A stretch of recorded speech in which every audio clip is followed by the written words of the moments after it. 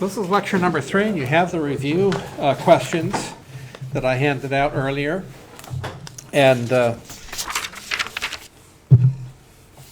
my apologies right now for those that are trying to watch my live stream tonight. We're having some technical difficulties. We don't know really if it's live streaming or not.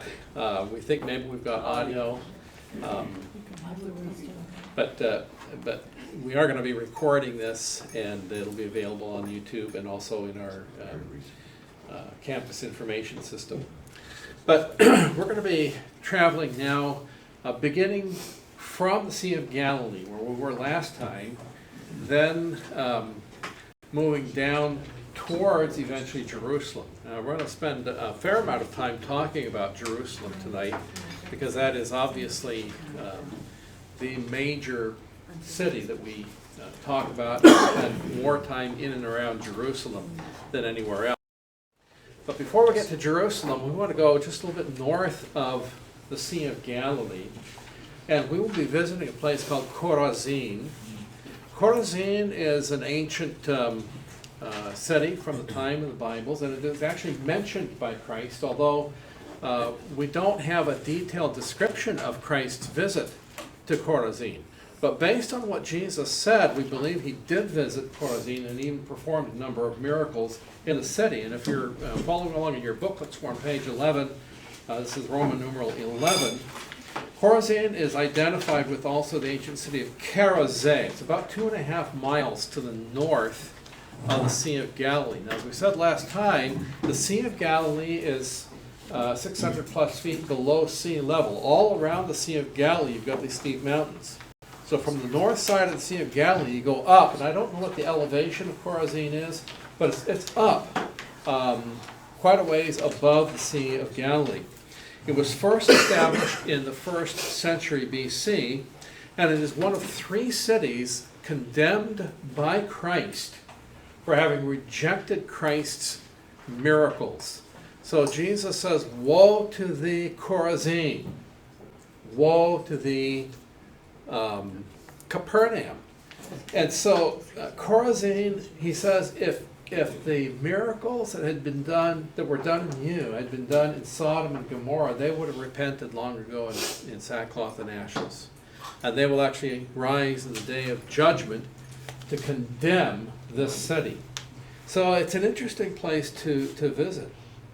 By the 4th century, Chorazin was in ruins. And again, this is largely due to the earthquake activity in the area. It was rebuilt later in the 5th and early 6th centuries. Chorazin was destroyed in the 8th century, again renewed in the 13th century, and occupied continuously from the 13th century up until the 20th century. Now, in much of Israel, we find the prominence of limestone. Lots of limestone. Limestone's very soft. It's easy to quarry, easy to build stuff out of. But up in Chorazin, we're further north, a different kind of geology.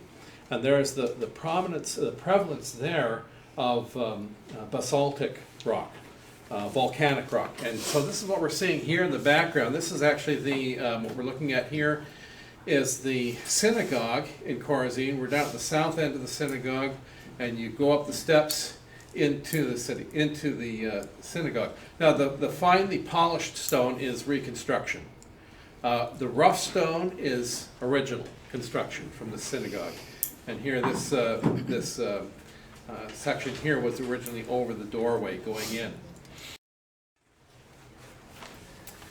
You notice the gray stone all around. This is basalt, very typical of the northern part of Israel.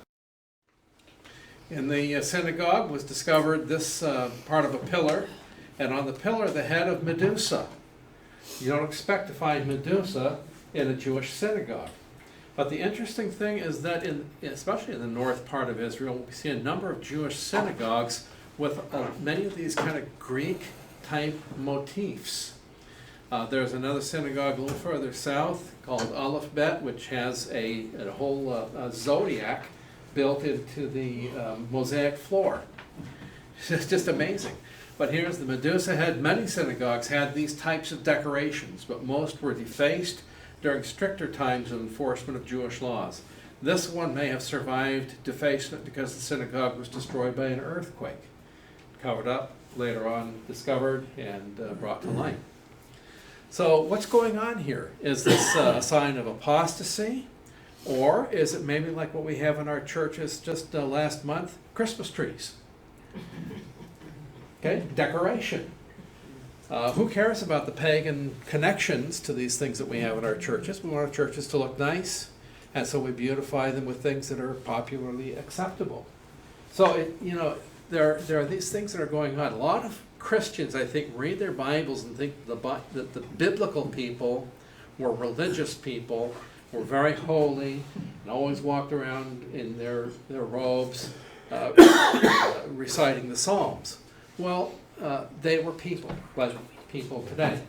And many of them had just regular human-like interests and concerns when they decorated their synagogues. They wanted their synagogues to look nice and look modern and contemporary, what people were looking at these days. So this is not that unusual to find a Medusa head on a pillar in a synagogue. This is also found in the synagogue at Chorazin. This is Moses' seat. And Matthew 23, we have Jesus' denunciation of the Pharisees. And he talks about those who sit in Moses' seat. So in the synagogues, there was a seat of Moses and there was a seat of Elijah. And these were places from which the scriptures would be read. Moses representing the Torah, Elijah representing the prophets. So you have the reading from Moses, you have the reading from the prophets, and so Moses' seat would be a place where the scriptures would be read.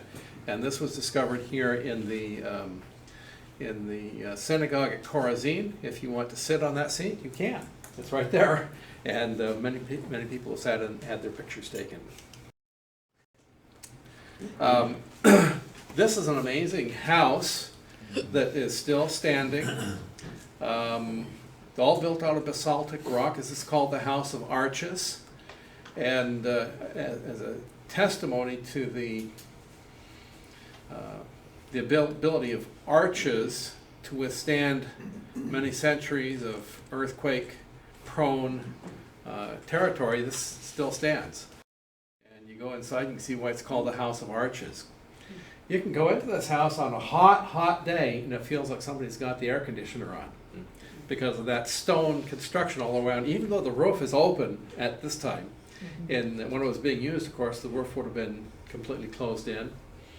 And similarly, in very cold times, it would soak up the rays of the sun, and that basalt rock then would emit the warmth after the sun went down, keep you reasonably warm. So this is a kind of technology that's now being used in a lot of modern construction, but they had it way back in ancient times. Okay, we'll kind of come to Gergasa in a moment. Let's just finish up the rest of these notes here. We looked at the synagogue. What we're seeing in the synagogue is from the 2nd century A.D. It's a basilica shape. There are 3 hallways separated by 2 rows of pillars. Okay, so you've got a large room, and in order to support a roof, you've got to have pillars down the middle. So 2 rows of pillars making 3 rows, 3 hallways. There are 3 doorways. The central one is the largest. And then the basalt seat of Moses, we saw the picture of that, carved from a single block of basalt, the chair where the reader of the Torah sat. And in Aramaic, the inscription reads, "May Judah, the son of Ishmael, who made this hall and its staircase, be remembered for good, as his reward may have a share with the righteous." So just a little testimony to the guy that donated the seat of Moses, just like you might have a plaque in a church foyer to somebody that donated money to build the foyer or something like that. Okay. Coming back down to the Sea of Galilee, we're looking now towards the east side of the Sea of Galilee. If you remember our discussion last week, we said that on the east side was the more Gentile type of territory. East of the Sea of Galilee was the region of the Decapolis, the 10 cities that were very Greek in their culture, their language, their settings, and inhabited by a lot of Gentiles. So we're looking over towards the east side, looking southwest above the southeast side of the Sea of Galilee. On the horizon, from left to right, this over on this other side is on the west side. From left to right, we're looking at Mount Gilboa, here, Mount Tabor, and then the Nazareth Ridge along here. We're going to be talking about Nazareth in just a moment. But from the Sea of Galilee, if you're looking across towards the west, you're looking out towards Nazareth and then beyond over to the Mediterranean. On the eastern shore, bottom center, right down in here, is Kibbutz Ha'on, where the harbor of Gadara was located. For a number of years, Western Baptist College operated a school in Israel, and they were located at Kibbutz Ha'on. We used to stay at a kibbutz actually just to the south of Ha'on, right down in here, and it's a very beautiful spot. But we have the account of the casting out of this legion of demons that takes place in Gergasa. So if you're taking a look at your notes here, located on the eastern shore of the Sea of Galilee, between Susita and Bethsaida. The Bethsaida up in the north. A little further south, Susita sits way up on a hilltop, part of the Decapolis formation of cities. Again, Susita is the Hebrew name, Hippos is the Greek name. It's named after the horses. Between Bethsaida and Susita is this one region. There's one place where the slope is such that it fits the description in the Bible, where this herd of swine and having the demons cast into them can rush down into the sea and be drowned. It's really the only place along this eastern side of the Sea of Galilee where that can be. So we're fairly certain of the location. So point number 2, the site of the healing of the Gergasene, demoniac, and the drowning of the pigs, recorded in Mark chapter 5. Now notice, the Gadarenes were residents of Gadara, one of the cities of the Decapolis, the capital of the Roman province of Perea, controlled by Herod Antipas. Gadara, also called Gergasa or Gerasa. When you look at the ancient manuscripts of the New Testament, you find it spelled these different ways. And scholars are not certain what the original document had, but one of those spellings was deemed to be correct. And part of the problem is that the D sound and the R sound in Hebrew are letters that look almost identical, the D and the R. So Gadara, Gerasa, you've got very similar looking words in Hebrew, and that gets transliterated into Greek. Located on the summit of a mountain about 6 miles southeast of the Sea of Galilee. The miracle could not have taken place at Gadara itself, for between Gadara, which is mentioned in the Gospels, only in connection with the healing of the demon-possessed man was dominant enough to give its name to the entire area. So from the city known as Gadara, you can't rush headlong down because there's a huge cliff. But the entire region there was known as Gadara or Gerasa. And there is just outside of the city, a little ways, there are grazing grounds where evidently these pigs were being herded. Would it have perhaps been a bigger body of water? We're just looking at the south end of the Sea of Galilee here. It extends way up in here. Okay. I mean, elevation-wise, they ran down into the sea. Quite a flat plain. Here you see same region. Okay. Steep cliffs leading down to the Sea of Galilee from Gadara, Gergasa. And it does level out here. Yeah. But in much of the area around to the north and the south, you don't have the ability to come down. Okay. You'll see that when we're there. Okay. There's a Byzantine monastery, and you have some notes about that here. I'm not going to go over that part with you. It's not that significant to us, but it was an interesting discovery. But the Byzantines, remember, are from the 4th century on. These are the Christian Roman rulers of the area. that come after Constantine. Then a chapel was excavated actually in 1980. This is point number 5 on the hill overlooking that monastery. And that was another interesting discovery. We're probably not going to visit either of those sites, however.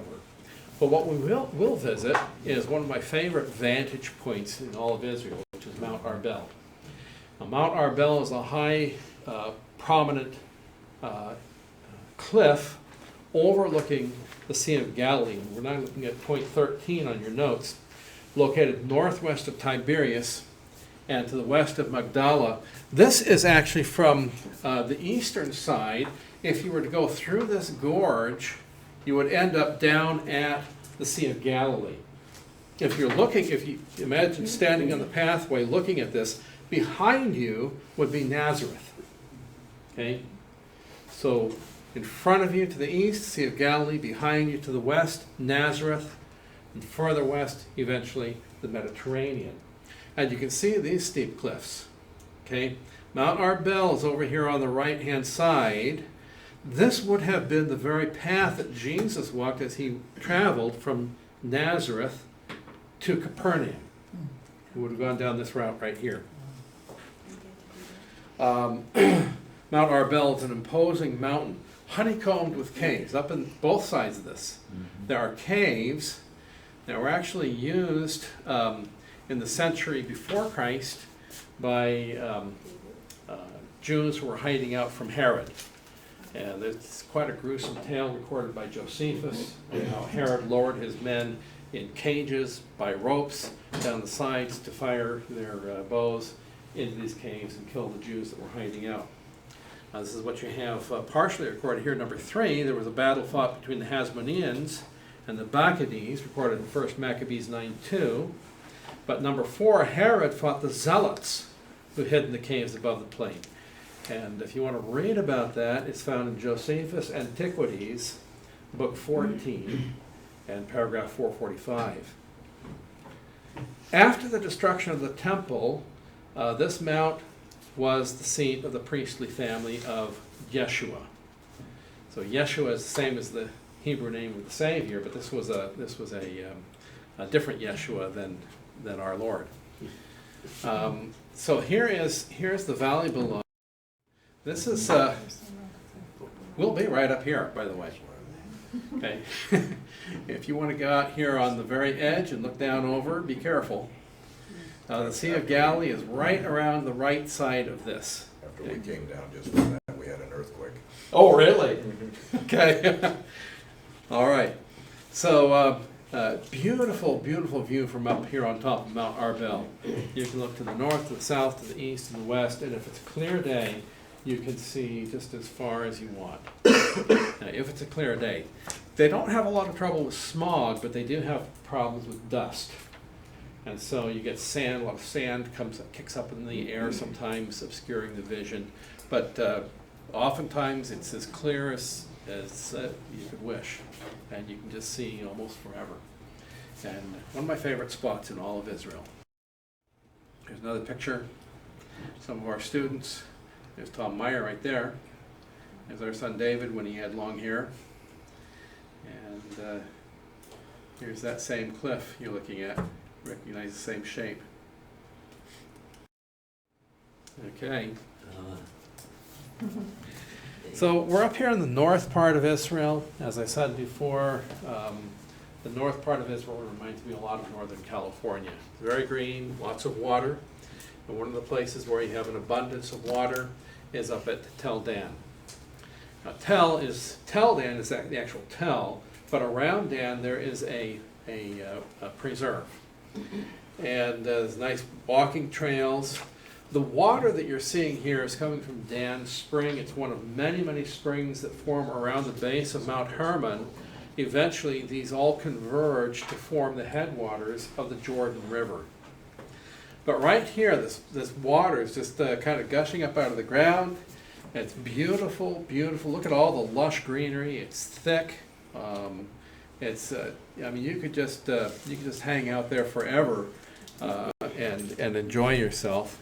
We'll get a chance to walk down a pretty good stretch of this nature preserve, and we'll end up at the other end at the ancient city of Dan that is recorded in the Bible. Yeah. I saw that. Look at how much water there is. It's just incredible. You don't think of that kind of water as existing in Israel. It's there. And we're going to come then to the city, the ancient city of Dan. And Dan was one of the locations that Jeroboam chose for his cultic sites.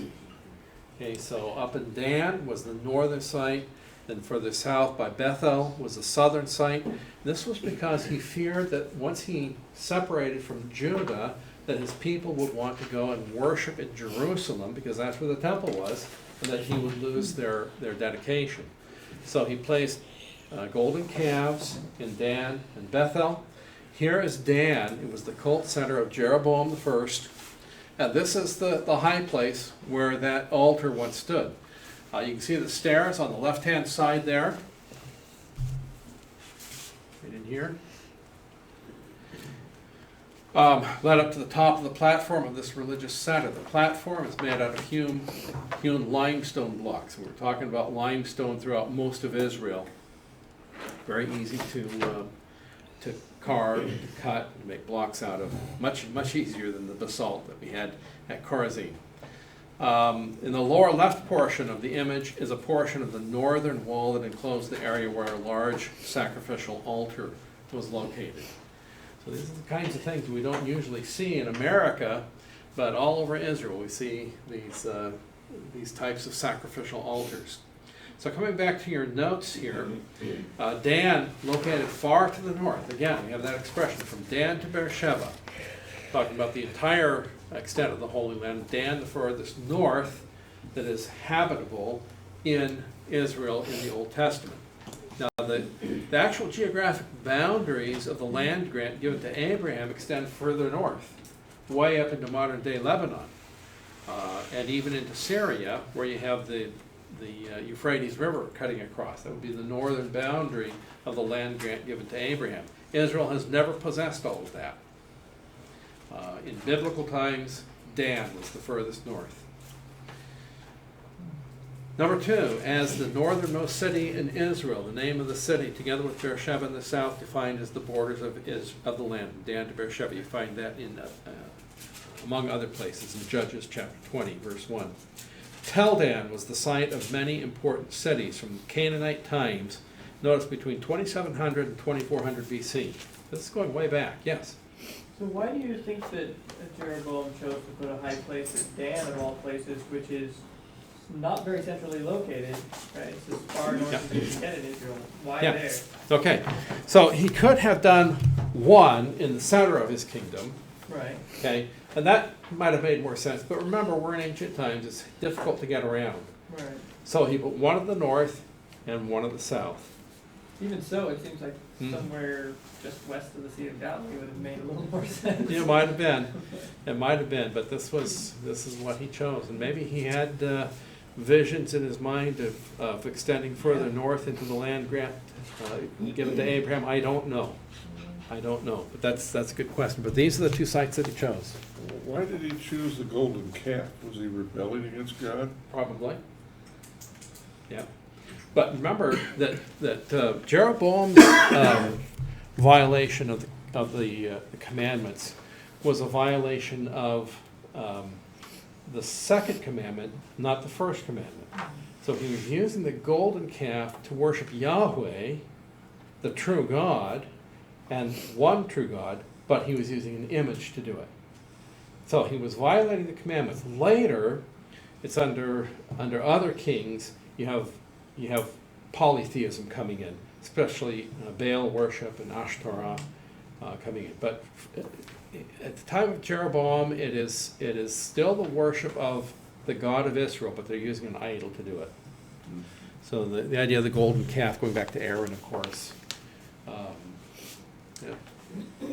So the fact there were two of them doesn't mean that they believed in two gods. It was the same God at both locations. It was just two places so as people could choose to go either to one or the other of those locations and worship there instead of going to Jerusalem to worship. But why the golden calf? again, that was a common theme. We find that in the Exodus as well.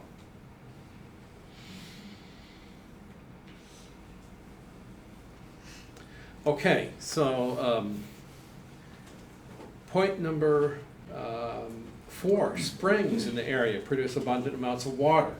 Okay, we saw pictures of that, forming the primary source for the upper Jordan River. The springs are fed by snow and rain which fall on Mount Hermon. Water seeps into the mountain, dividing into hundreds of springs by the time it reaches the foot. Together, these springs form the largest karstic spring in the Middle East. So karstic, again, having to do with these cavities that are formed within limestone. As limestone dissolves in the water, it forms these cavities. Water collects. Geological forces then force the water back up out of the ground. You get these springs. Together, these springs form the largest karstic spring in the Middle East. The powerful spring provides up to 62,872 million gallons of water annually. This is about 22.5 gallons of water per second. So that's, and in the Middle East, this is astounding. This is truly astounding. So again, in the first lecture, we talked about that Fertile Crescent.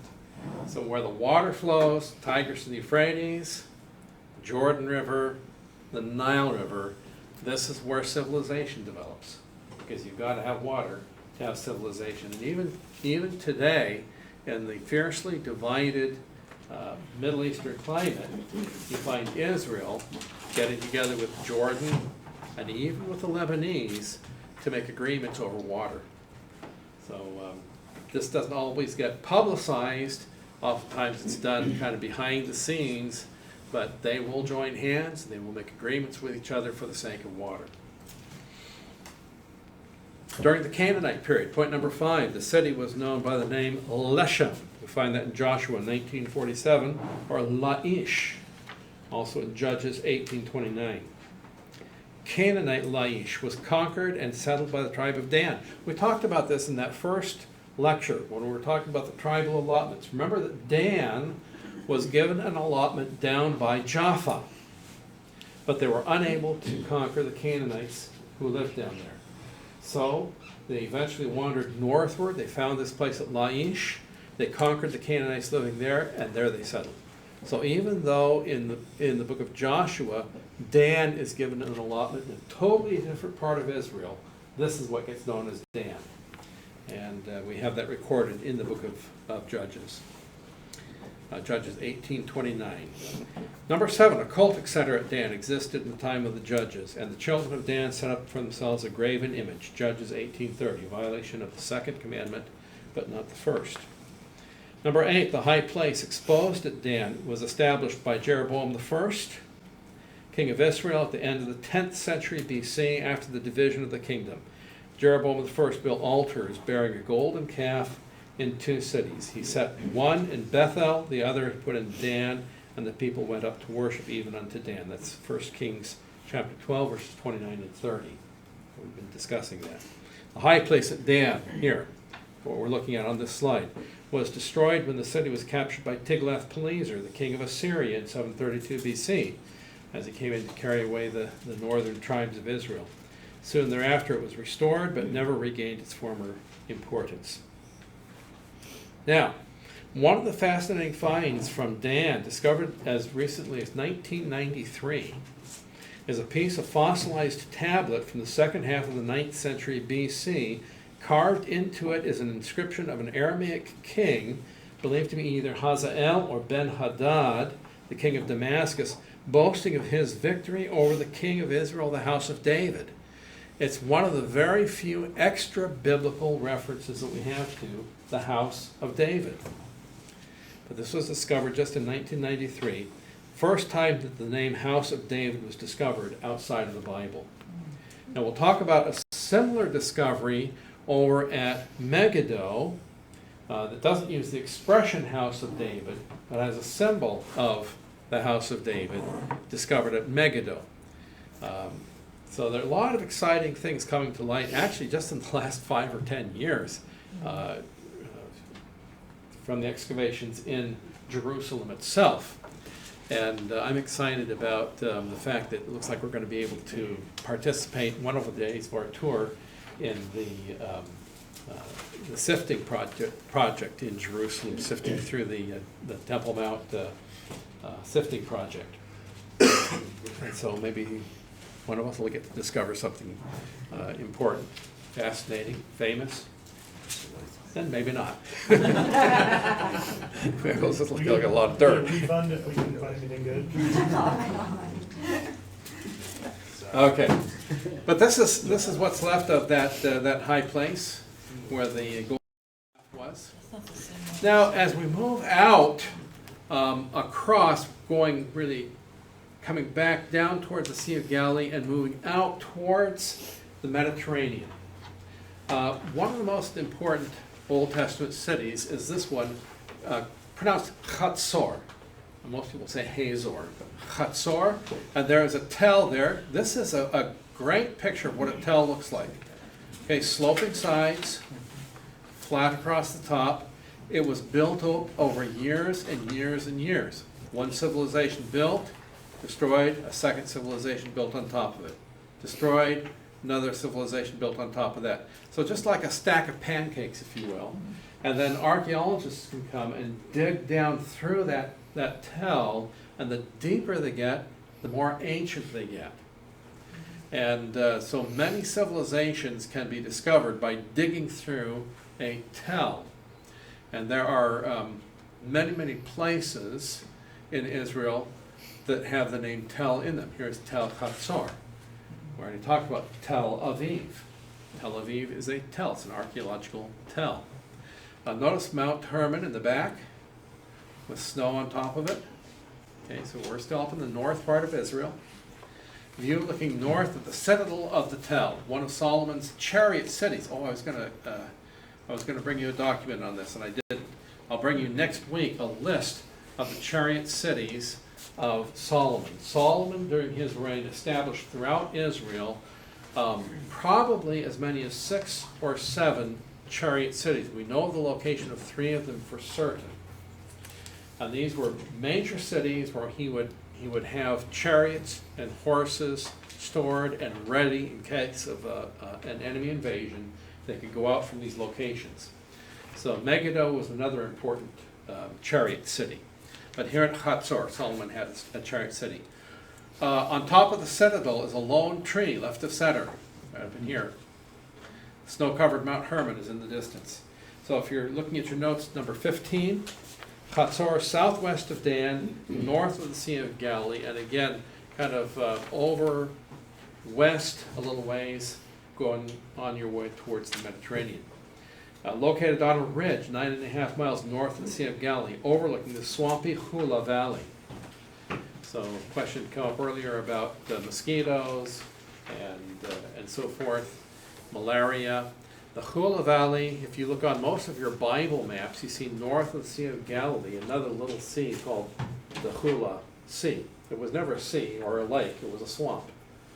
And in the 1950s, Israel went in and they drained that swamp, channeling the water into fish ponds and planting eucalyptus trees to dry up the swamp. Okay, so Hazor was close to the Hula Valley. Number 2, the largest tell in Israel, covering a total of 205 acres, and notice 21 layers of cities. So that's city after city after city, civilization after civilization after civilization. Each one of those layers lasting for a different period of time, but for a lengthy period of time. What led to their destruction? Various things. Sometimes enemy invasion. The city was conquered, set fire, destroyed. Other times, perhaps, an earthquake destroys the city. Lies now in rubble. So, no D8 cats to come and clear the rubble away. You just build on top of the old rubble. And so these tells get built up over time. There are actually 2 cities at Hazor, and we're going on to page 14. The upper city is the smaller, but it covers 30 acres and 21 strata of civilizations. That's the most remarkable one. The lower city is actually broader, wider, but containing only 5 strata of civilizations. Not a mean tell at all, but so we talk about the upper city and the lower city of Hazor. We will visit Hazor, and it's an amazing tell, and it's excavations you can see going back to Canaanite times, pre-Israelite times, before the Israelites entered into the Promised Land, and then on up into Israelite times, and you can see a lot of stuff there. Hazor was located on the Via Maris, that major north-south route that goes along the side of the Mediterranean Sea. Via Maris simply means the way by the sea. So this is the major route along the Mediterranean. The King's Highway further inland, going north and south also on the east side of the Jordan River. And then there were various lateral connections between those, like a stepladder. Number 4, it was a Canaanite royal city, okay, again in pre-Israelite times, and a leader of the Northern Confederacy against Joshua. So we read about this in the early days of Joshua's conquest, Joshua chapter 11. Joshua moves in, his armies are conquering the cities, the Canaanites are getting worried, and they formed an alliance. The king of Hazor was a very important leader of that alliance against Joshua, but he lost out. It was destroyed by Joshua, Joshua chapter 11. The Canaanite city oppressed Israel after the judgeship of Ehud. Okay, Ehud was the left-handed judge. You remember he gave it to Eglon. But after those days, Hazor oppressed Israel for a while. The city was taken by Barak in Judges chapter 4. The army of Hazor was led by Sisera, 1 Samuel 12. It was one of 3 key chariot cities fortified by Solomon. So again, as I mentioned, there are 3 of them, 3 of these chariot cities that we can locate and identify for certain. There were other chariot cities, perhaps a half a dozen, or maybe 7 chariot cities in all, scattered throughout Israel to fortify the nation in the days of Solomon. There is a water tunnel. Many of these cities have remarkable water tunnels. As we said, you cannot have a place to live unless you have a reliable water source. So we talked about Caesarea, where Herod the Great built this big aqueduct to bring water from far off. Oftentimes, instead, what we find is some kind of a tunnel dug down going to the location of a spring. And there's a remarkable one here at Hazor, 82 feet long, part of this part of the water system that was built by King Ahaz. Hazor was destroyed by Tiglath-Pileser III in 732 BC, and then in 144 BC, intertestamental period, it was taken by Jonathan Maccabee after defeating the army of Demetrius II. So that's the basic story of Hazor. Again, very ancient city going way back to Canaanite times, pre-Israelite. Lots and lots of levels to be excavated there. A very, very obvious tell. I'm going to skip over talking about Sepphoris. Before we get to Sepphoris, here's an altar with a sacrifice on top of the altar. A huge ashlar altar that was found in the lower part of Hazor. The stone originally may have been used in the Middle Bronze Age building. Final usage, it functioned as an altar. So find a lot of stones going into secondary or even tertiary usage, originally used for one thing, construction. Find this, oh, here's a good building stone, let's use it for something else. Sometimes this complicates the archaeology, trying to date something because you have stones used in multiple periods. Here's the entrance to the water tunnel at Hazor. The steps going down. Obviously the handrails are not original. Okay. Now Sepphoris, fascinating place. I doubt we'll have time to visit Sepphoris unless we get a little change in itinerary. It's a remarkable place because of the mosaics there, but they're later than biblical times. But Sepphoris was the important village in the area in the New Testament times. It's very close to Nazareth. We're going to spend some time talking about Nazareth. But the tradition states that Mary's family was actually from Sepphoris, and that Joseph from Nazareth maybe was doing some carpentry work in Sepphoris when the two of them met. But this is Sepphoris.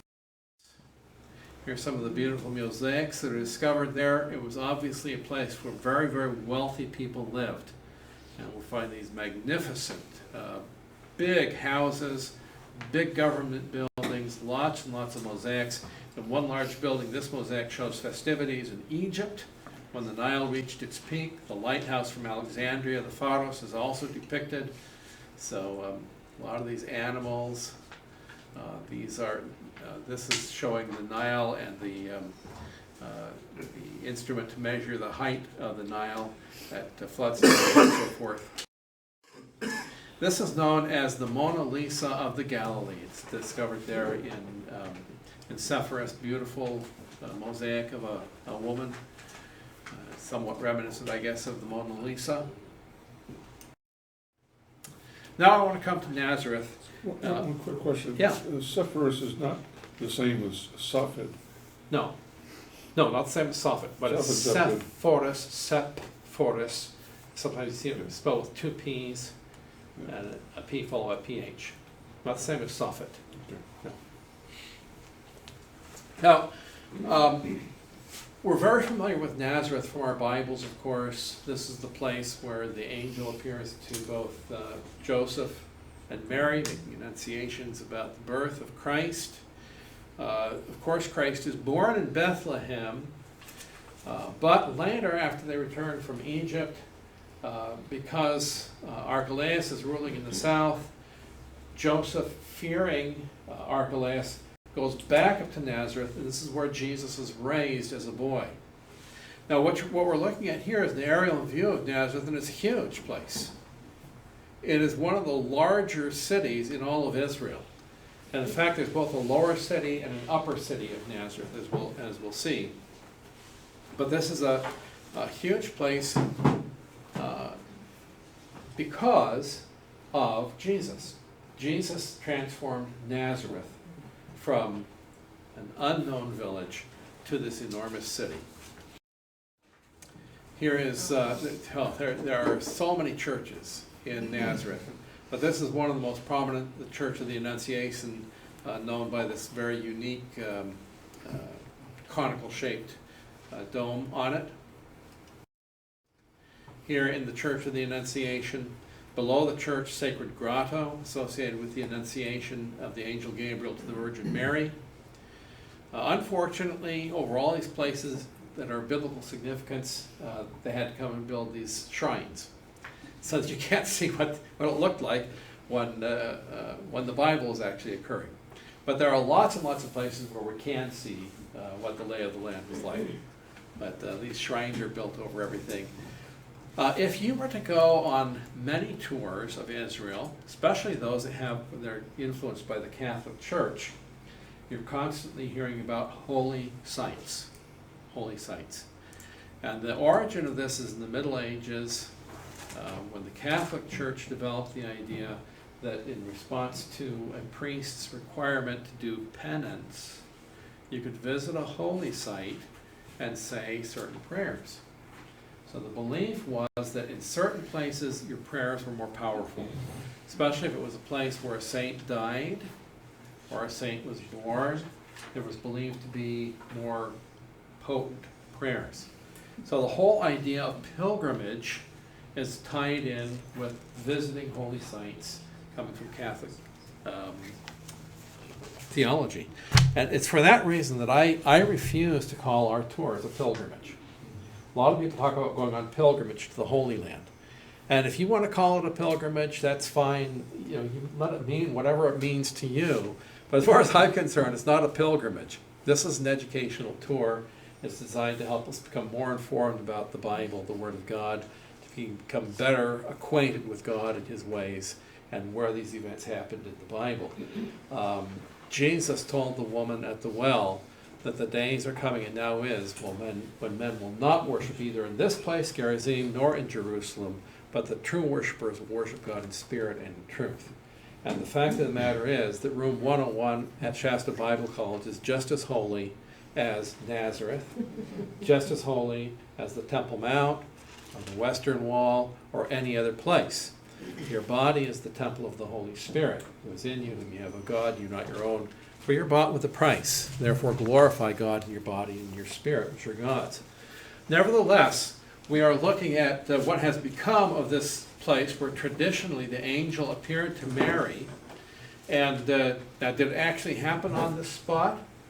Well, your guess is as good as mine, but it was, if it wasn't here, it was very close to here, okay? But we really don't know with 100% certainty about many of the locations in the Holy Land. What we can say is that we're very close. For this reason, for me, what I prefer to see is the lay of the land. I want to see the geography. I want to see where things are in relationship to each other. I don't care so much about these altars, these shrines, these things that are built up by men. But they are here, they're intended to remind people that this is where a significant event happened. So if we let our minds focus not so much on what is built up here, but what this represents, and to remember that the angel Gabriel made an amazing annunciation to a young Hebrew girl. You are going to bear the Messiah. What Hebrew girls for generations and generations hoped for, longed for, came to pass, either in this exact place or somewhere very close by. It happened. We can remember that. We can reflect upon it. We can look around and we can see, yeah, this is the place. This is Nazareth. This is where all this is happening. Okay. This is the main altar in the grotto, and the words inscribed on it, not clearly visible, state in Latin, here the Word was made flesh. Now, somebody's thinking, wait a minute, wasn't that Bethlehem? Remember, the miracle was not in the birth. Even though we talk about the virgin's birth, and it was a virgin birth, the miracle was the conception of Christ. There was actually nothing quite that miraculous about the way Christ was born. Now, Radbertus, a monk from the Middle Ages, taught that Christ emerged mystically, supernaturally, through the abdominal wall of Mary, so that he did not break the birth canal. And it was Radbertus who popularized the idea of a virgin birth. But the miracle that occurred was actually in the conception, which did take place in Nazareth. And this is where the humanity of our Lord began forming. So this statement is correct. Here, the Word was made flesh. Okay? The baby developed and grew, and in the sovereign plan and purposes of God, Joseph and Mary were led to Bethlehem, where Christ was born in a natural birth, but in fulfillment of the prophecy of Micah 5, verse 2. All right. What we got here? Here's Mary's well, one of two possible water sources for ancient Nazareth. Now, let's talk about the water sources of Nazareth. Come back to your notes here. Let's look at point number 1. Nazareth, located inside a bowl atop the Nazareth Ridge, north of the Jezreel Valley. Remember we talked about that Jezreel Valley in the first lecture. So you have Mount Carmel jutting out into the Mediterranean, and to its east, this kind of almost triangular-shaped valley called the Jezreel Valley. On the east side of the Jezreel Valley, then, we have these rising mountains. Okay, the hills of Galilee. And up here in the hills of Galilee, up on top in a kind of a bowl-shaped region, you have Nazareth. That's what we're saying here in point number 1. In a bowl atop the Nazareth Ridge, north of the Jezreel Valley, among the most southern limestone hills of the Lebanon Range, it runs approximately from south-southwest to north-northeast. To the south, there's a sharp drop down to the Jezreel Valley. By the way, Jezreel Valley, also known as the plain of Esdraelon. So we've actually got 3 names for this valley. Jezreel Valley, Esdraelon, and then the Valley of Armageddon. These are the 3 names of that valley. But Jezreel Valley is the one that goes by most commonly. The base of the valley is 1,214 feet above sea level. Steep hills rise up the north and east sides, while on the west side they reach up to 1,640 feet and command an impressive view. When we visit Nazareth, we will go and visit this site overlooking the Jezreel Valley, called the Brow of Nazareth. And it's another remarkable view. It's not quite as fantastic as looking from Mount Arbel, but it's almost. And the neat thing is you're looking at a different part of Israel. You're looking westward towards the Mediterranean, right across the Jezreel Valley to Megiddo, and in between is all this Jezreel Valley. It's wonderful. Tradition has it that from that Brow of Nazareth was where Jesus was taken after his sermon in the Nazareth synagogue, and they were going to throw him down over the cliff. Whether that was the actual cliff or not, again, it's hard to say, but and there are some arguments against that I think are probably legitimate arguments, but it does give you a sense of where Jesus was when that event actually did take place.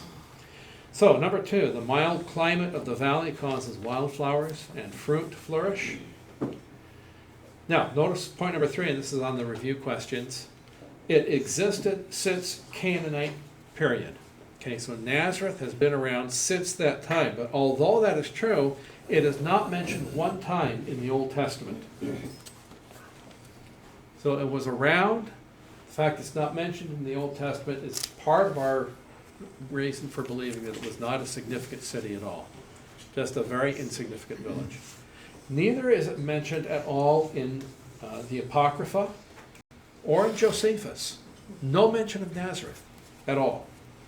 Not even mentioned in the Talmud, although there is one rabbinic source which mentions that Nazareth was a village inhabited by priests.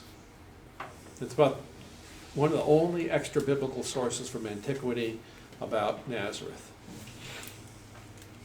At the time of Christ, it was a small village, and probably the best estimate, it's only an estimate, is that probably fewer than 200 people lived in Nazareth.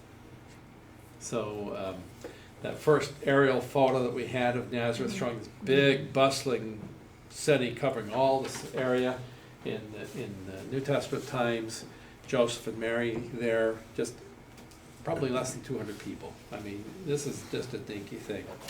To judge by the rock tombs, the early town was higher up the west hill than the present Nazareth. Now, talking about water supplies, look at point number 6. There are 2 possible water supplies. The first, which is the larger, lies in the valley and has been called Mary's Well. This is what we're looking at here. Once again, it didn't look like this in the 1st century. This is what's been built up over it. Again, it's a holy place because Mary visited there, and a place that Mary visited becomes a holy place in Catholic theology. Been called Mary's Well since AD 1100. Now think about that for a minute. Since 1100 AD, it's been known as Mary's Well. So is this Mary's Well? 1,100 years is a long time. And so was there anybody living in 1,100 that knew Mary? Well, of course not. Okay. So like with a lot of locations in the land of Israel, we're relying on traditions. Now, is there truth to some of the traditions? No doubt. Are they all absolutely true? Almost certainly not. Okay. Most of the places identified throughout the land of Israel, especially in the region of Jerusalem, were identified by Constantine's mother.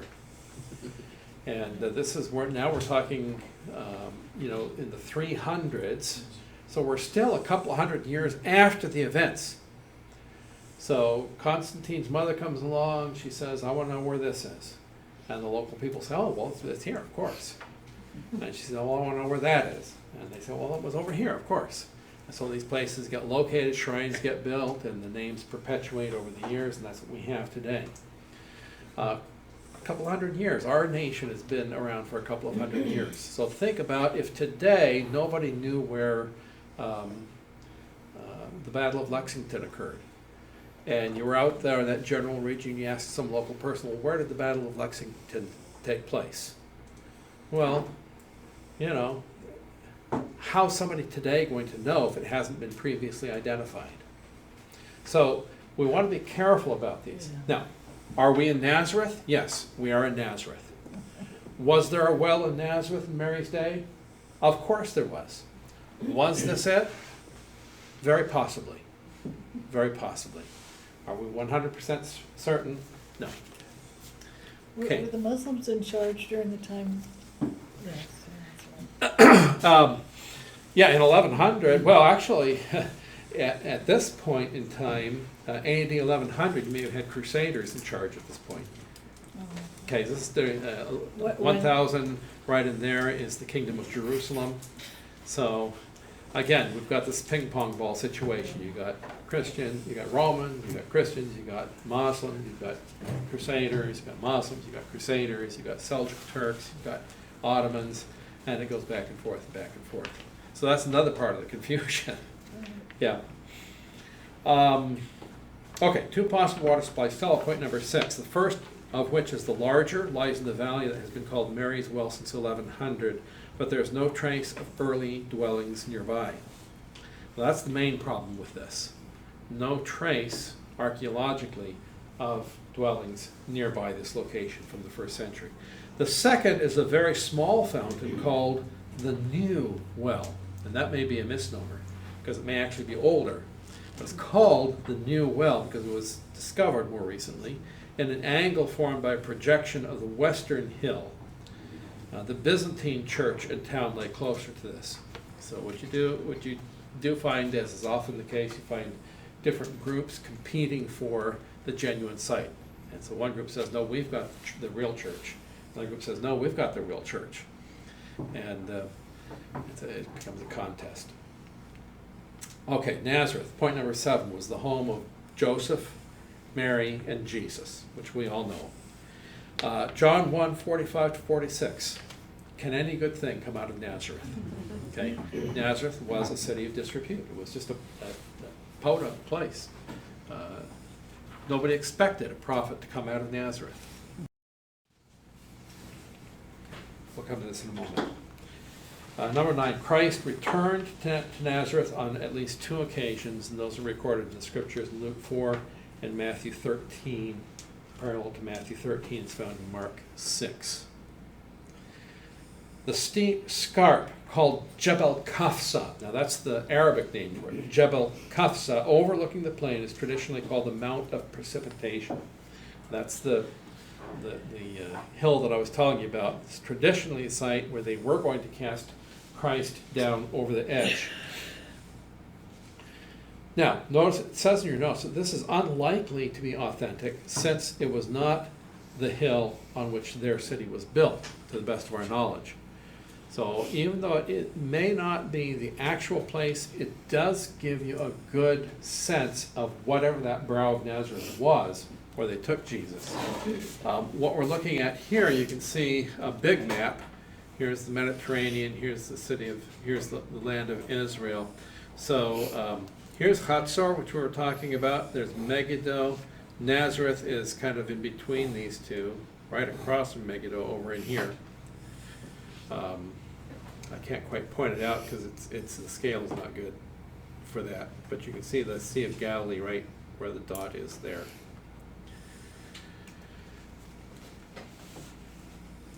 Today, point number 11, Nazareth is home to more than 60,000 Israeli Arabs. So Nazareth is not West Bank, Nazareth is Israel, and the Arabs who live in Nazareth are Israeli citizens. Israeli Arabs living there. And actually, and this isn't in the notes, but just in the last 5 years, there has been a movement among many of these Israeli Arabs to say, we are not Arabs, but instead, we are Aramaic. They're identifying with the ancient Christians who used to live there before the Arabs came in and dominated the land. And this group is very loyal to the nation of Israel. Now, they're a small group. They're trying to have a greater influence. And if you think about them, you might pray for them because they've come under intense persecution from the Palestinians. But their leader is a priest of one of the churches in Nazareth itself. And there have been a number of very interesting articles written about him and his movement focused there in Nazareth. So that's kind of a footnote, I guess we might add to point number 11 here. Home to more than 60,000 Israeli Arabs. Upper Nazareth is home to thousands more Jewish residents. Now, so you have these two Nazareths. Upper Nazareth is much newer.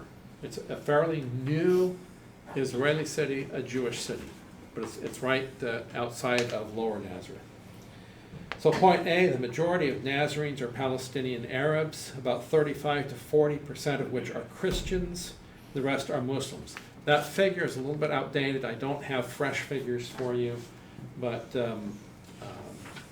there are problems for Christians in Palestinian-dominated areas.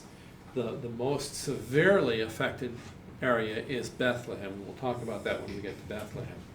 But Bethlehem used to be predominantly Christian. Today, the Christians in Bethlehem form just a tiny minority. It's a very sad thing indeed. Point B, the Israeli government built a new city since the 1950s called Nazareth Elite, which means Upper Nazareth, and populated it with a Jewish majority. Okay, here are the churches in Nazareth. Point number 12. You've got first the Basilica of the Annunciation. That's the one we saw with the pointy dome on top of it. What is there today is a Byzantine church built in 427, then rebuilt by the Crusaders. Remember, the Crusaders come along roughly about 1000 AD. The present church was built in 1955 and then added to, rebuilt, redecorated, and so forth in 1969, which is now the largest church in the Middle East, Church of the Annunciation. Then there's another church in Nazareth called the Basilica of Jesus the Youth, apparently built around the place where Joseph and Mary had their home after they returned from Egypt. Third, the Chapel of Our Lady of the Fright. And Mary was greatly afraid when the angel announced to her what was going to happen to her. So you have the Our Lady of the Fright. Then, of course, Mary's well, which we saw a picture of that, traditionally where Gabriel spoke to Mary. And it goes on. Fifth, St. Gabriel's Church. Sixth, Mensa Christi.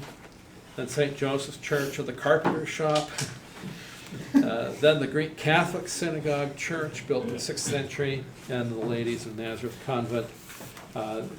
These churches, and then quite a number of smaller churches also in the area. There are some evangelical house churches, of course, that meet in various places. But Nazareth is a place with lots and lots of churches. Okay, now, let's spend a little bit of time talking about Megiddo. One of the most fascinating places, and so important is Armageddon that newspapers reserve their largest headline for what is called the Armageddon headline. Okay, and that's coming right out of our Bible, the Battle of Armageddon. Well, as we think about a map of the Middle East and we think about the location of Armageddon, or Tel Megiddo, Megiddo is important chiefly because it lies at the major crossroads of multiple civilizations. First of all, we can think about Abram, who comes out of Ur of the Chaldeans. From Ur, he travels to Haran, which is up here, the north part of this Mesopotamian area. Okay, here's the Euphrates, here's the Tigris, between the rivers. Mesos, Potamos, Mesopotamia, is this whole region, which is modern-day Iraq, which consisted of Babylon to the south and Assyria in the north. So Abram comes out of Ur of the Chaldeans with his dad and some other members of his family. They settle in Haran on their way to the land of Canaan. After spending some time in Haran and the death of Abram's father, they come down into the land of Canaan, and eventually Abram goes to Egypt, and the route he followed would have been this route. Okay? That roughly follows the main trade route, except for this detour right here. The main trade route from Ur to Egypt was like this. Okay, so that was a major trade route of the day. Similarly, if you're going from Egypt either to Ur or up here into Antalya or over here into the Caspian Sea, you would come up this direction, and these two trade routes then of course meet right here. You can see Megiddo. Not only that, but if you were coming up from the Red Sea, having traded down in Africa or in the Arabian Peninsula by ship, there's a port here at Eilat. You would come up, there was another trade route coming straight this way for spices and so forth that came right through Megiddo, and then from here, south from, this is Antalya, modern day Turkey, another big route, this is the Via Maris, coming down here along the way of the sea. These four major trade routes all converge in this one spot.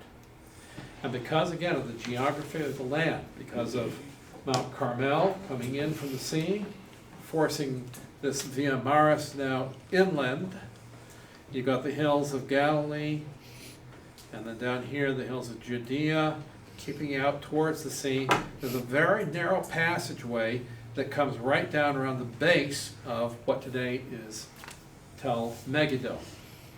This makes this such an important place of military strategy, because whoever controls Tel Megiddo controls all the trade routes and the armies traveling back and forth between these areas. So if you control the high ground there, and you've got chariots or soldiers or horsemen in the valley down below you, you have the advantage. So Megiddo is important. There are countless battles that have been fought down in the Jezreel Valley at the base of Tel Megiddo over the centuries.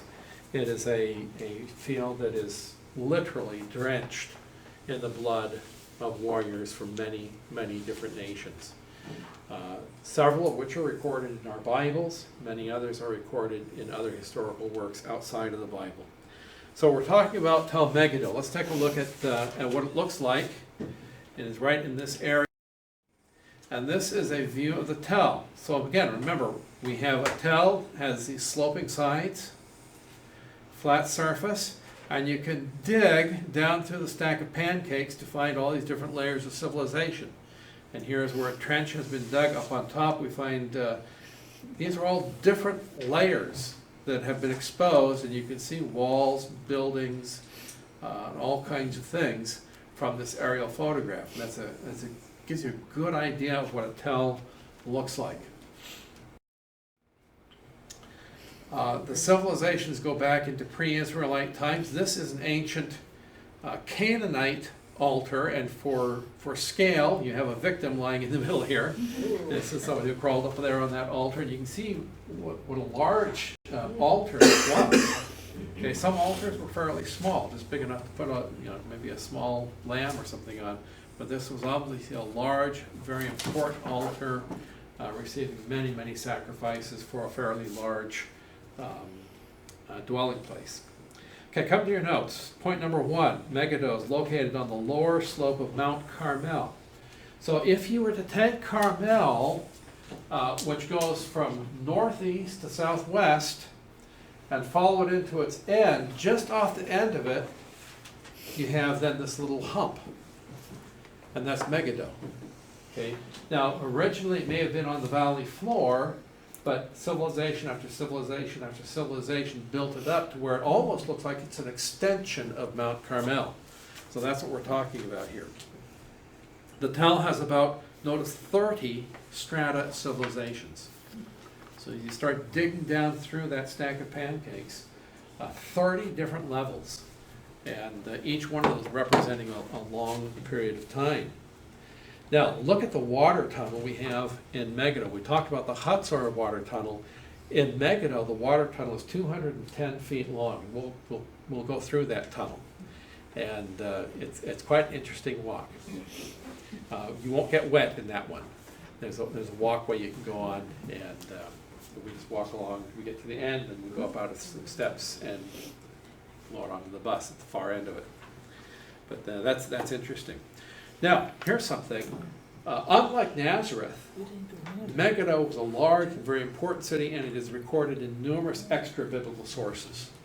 So even outside of the Bible, ancient Egyptian records record the campaigns of Tutmosis III, Amenhotep II, and it's also mentioned in the Amarna letters.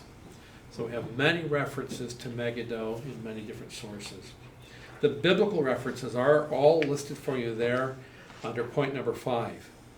When the Israelites entered the promised land under General Joshua, the king of Megiddo was killed by Joshua, Joshua chapter 12. This region was given to the tribe of Manasseh, or Menashe, as it's pronounced in Hebrew. The Canaanites retained control of it, however. So even though it was given to Manasseh, the Manassites were not able to occupy it. The Canaanites retained control. It was involved in the defeat of Sisera, Judges chapter 5. It was part of the 5th Solomonic district. By Solomon's days, Israel has full control of this area. And Megiddo becomes one of the most important of Solomon's chariot cities. When we're at Megiddo, we will see the places where Solomon's horses probably were tied up. You'll see the feeding troughs that Solomon used. And there's a large grain silo there that we think, of course, we're trying to figure out what these things represented in ancient times, but we think the large grain silo was there in order to feed the horses in wintertime, to store enough grain to feed that large store of horses. So it was one of 3 fortified chariot cities. Ahaziah died in the valley after being smitten by Jehu, 2 Kings 9:27. That's associated with this city. Josiah was killed by Pharaoh Necho, right close to Megiddo. And it's associated with the final apocalyptic battle, Revelation chapter 16. As we explained before, in Revelation, we have this valley called the Valley of Har, mountain, Megiddo. So it's a mountain, not because it's a literal mountain, it's a tell. So it's the mountain of Megiddo. So the valley, the Jezreel Valley, called the Valley of the Mountain of Megiddo, the Valley of Armageddon. Now, the Valley of Armageddon is not where the actual battle takes place. And if you read Revelation carefully, what you find is the kings assemble themselves in the valley. From there they go, and the major battle is probably fought just outside of Jerusalem. Very likely from Jerusalem on south of the Dead Sea down to the region of Bosra down by Petra. That whole region is going to be the scene of this final campaign of Armageddon, a lengthy campaign that will last several days. But we all oftentimes refer to it as the Battle of Armageddon. Many people think that it's just going to be, Christ comes and boom, it's over like that. But it'll be an extended battle. The battle is described in a number of places in the Old Testament prophets. You have quite a description in the 110th Psalm of this final battle that is fought between the Messiah and these armies that are assembled against the Lord. Psalm 2 talks about the armies that are gathered together against the Lord and his anointed, reference to the Battle of Armageddon. But it's called Armageddon only in the book of Revelation. Megiddo is the name of the city. It's a tell, it's a mound, it's a mountain. Okay, any questions about Megiddo? Did we cover all the points on our review sheet? Yep. Okay. I want to get to Jerusalem, but first I want to just mention a couple of other places. Bet Shean is a wonderful place to visit. Oh, here's the water system at Megiddo. That doesn't look like the place you want to go when you're thirsty. This was at a low point in the water table, kind of like right now after a period of drought, and the water table is very, very low. But the water does collect here at the end, and sometimes the water is way up, much higher around this level. There's the tunnel going down to the water system, and you can see we can walk on a nice walkway with handrails. In ancient times, Are there lights in the tunnel? There are, I'm trying to remember if there are lights in this Yeah, one. there I don't are. think there are. I think we take flashlights, and then you can see. In ancient times, there were actually niches cut in the side, like right here, for placing oil lamps, heating light. Okay. I don't think there are electric lights in this one. But this is the tunnel. This is as ancient as the Bible, right here. You go down here, you touch those walls, and you're touching ancient walls that were carved out by hand. When we're in Hezekiah's tunnel, which we'll talk about in a few moments, you can see the pick marks in the side of the tunnel made by Hezekiah's men. And it's a thrill, I'll tell you. There are a lot of places, like I said, that we can't identify exactly, but there are many places like this, like Hezekiah's tunnel, the Sea of Galilee, it's as authentic as your Bible. That's it. You're there. You're looking at the actual pick marks made by the men that we read about in the Bible. And that. Okay, we're getting down towards the end, going down these stairs, down to the water table. Here's that grain silo I was talking about. This is actually a big, you can see at the base of it, it's circular. If you extend this around, the top of it goes all the way around. These are not so much steps, although they look like steps, but probably what happened was there's another set of these steps on the opposite side. And so a plank could be put across here, okay? And then as the supply was used, you could lower that plank down these steps so that you could get out there and scoop out your grain in your bucket and then carry it back up. Smart. Yeah. So if you're looking down at the huge grain silo that was found on the south, here's a railway around here. So you're standing up. This may be waist height right here. So you get an idea of how big this thing is. It's huge. It was dated to the days of the powerful Israelite king Jeroboam. Note the staircase leading down into the silo, descending from upper left to lower right. Similar staircase on the opposite side of the silo. Evidently workers would descend one side, ascend the other. Okay, so you didn't have traffic. But you come down, go across the plank to the other side, get your grain, then come back up. That's how it works. The silo is 36 feet in diameter and 23 feet deep. It's been calculated that it could hold 588 cubic yards of grain, enough to feed 300 to 350 horses for 130 to 150 days. So again, one of the major chariot cities of King Solomon. By the way, my understanding of the reason they did so much work on tunnels for the wells, Yeah. so that they would have the water and access inside the city walls. Okay, very important that you mention that. So oftentimes the well itself or the spring was not located where you actually wanted the city. For whatever reason, the contour, the lay of the land, and so on and so forth. So you had to get from your dwelling to the water and then back. Okay, normally that's not too much of a problem. You just build a pathway and you go.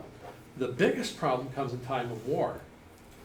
So your enemy comes in, he wants to conquer your city, and so what does he do? He hangs out by your water supply. Eventually you've got to come out to the water source to get water, and then he can pick you off.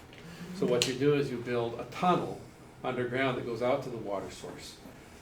So you do that, then what does your enemy do? He comes and he poisons your water source. So a second defensive measure you take is to camouflage the well or the spring from outside, and then have a tunnel coming from inside the city. And this is exactly what we find happened in many of these cities.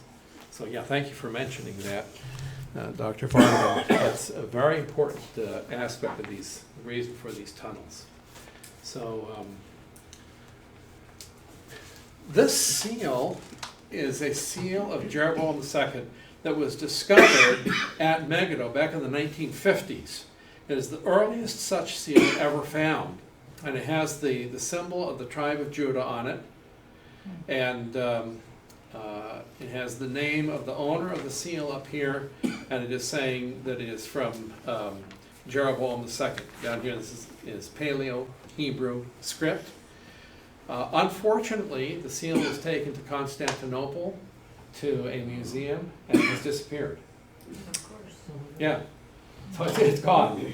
But there have been many photographs taken of this. It's one of the best known, ancient seals from the land of Israel, and it is tremendous evidence of the biblical scenario from the time of Jeroboam. Not Jeroboam the first, the one who was responsible for the splitting of the kingdoms, but the later Jeroboam the second. But this was found at Megiddo.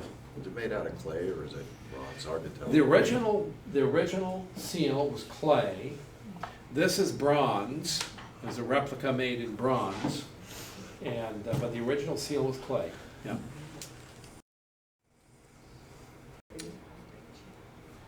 Okay. I love Bet Shean. You'll love it. It's just an incredible city. The first time I went to Bet Shean, all this down here was underground still. Okay. This is the Acropolis of Bet Shean, which goes back to the Egyptian period when the Egyptians were in control of this whole region. And over here is the modern city of Bet Shean. So there is a,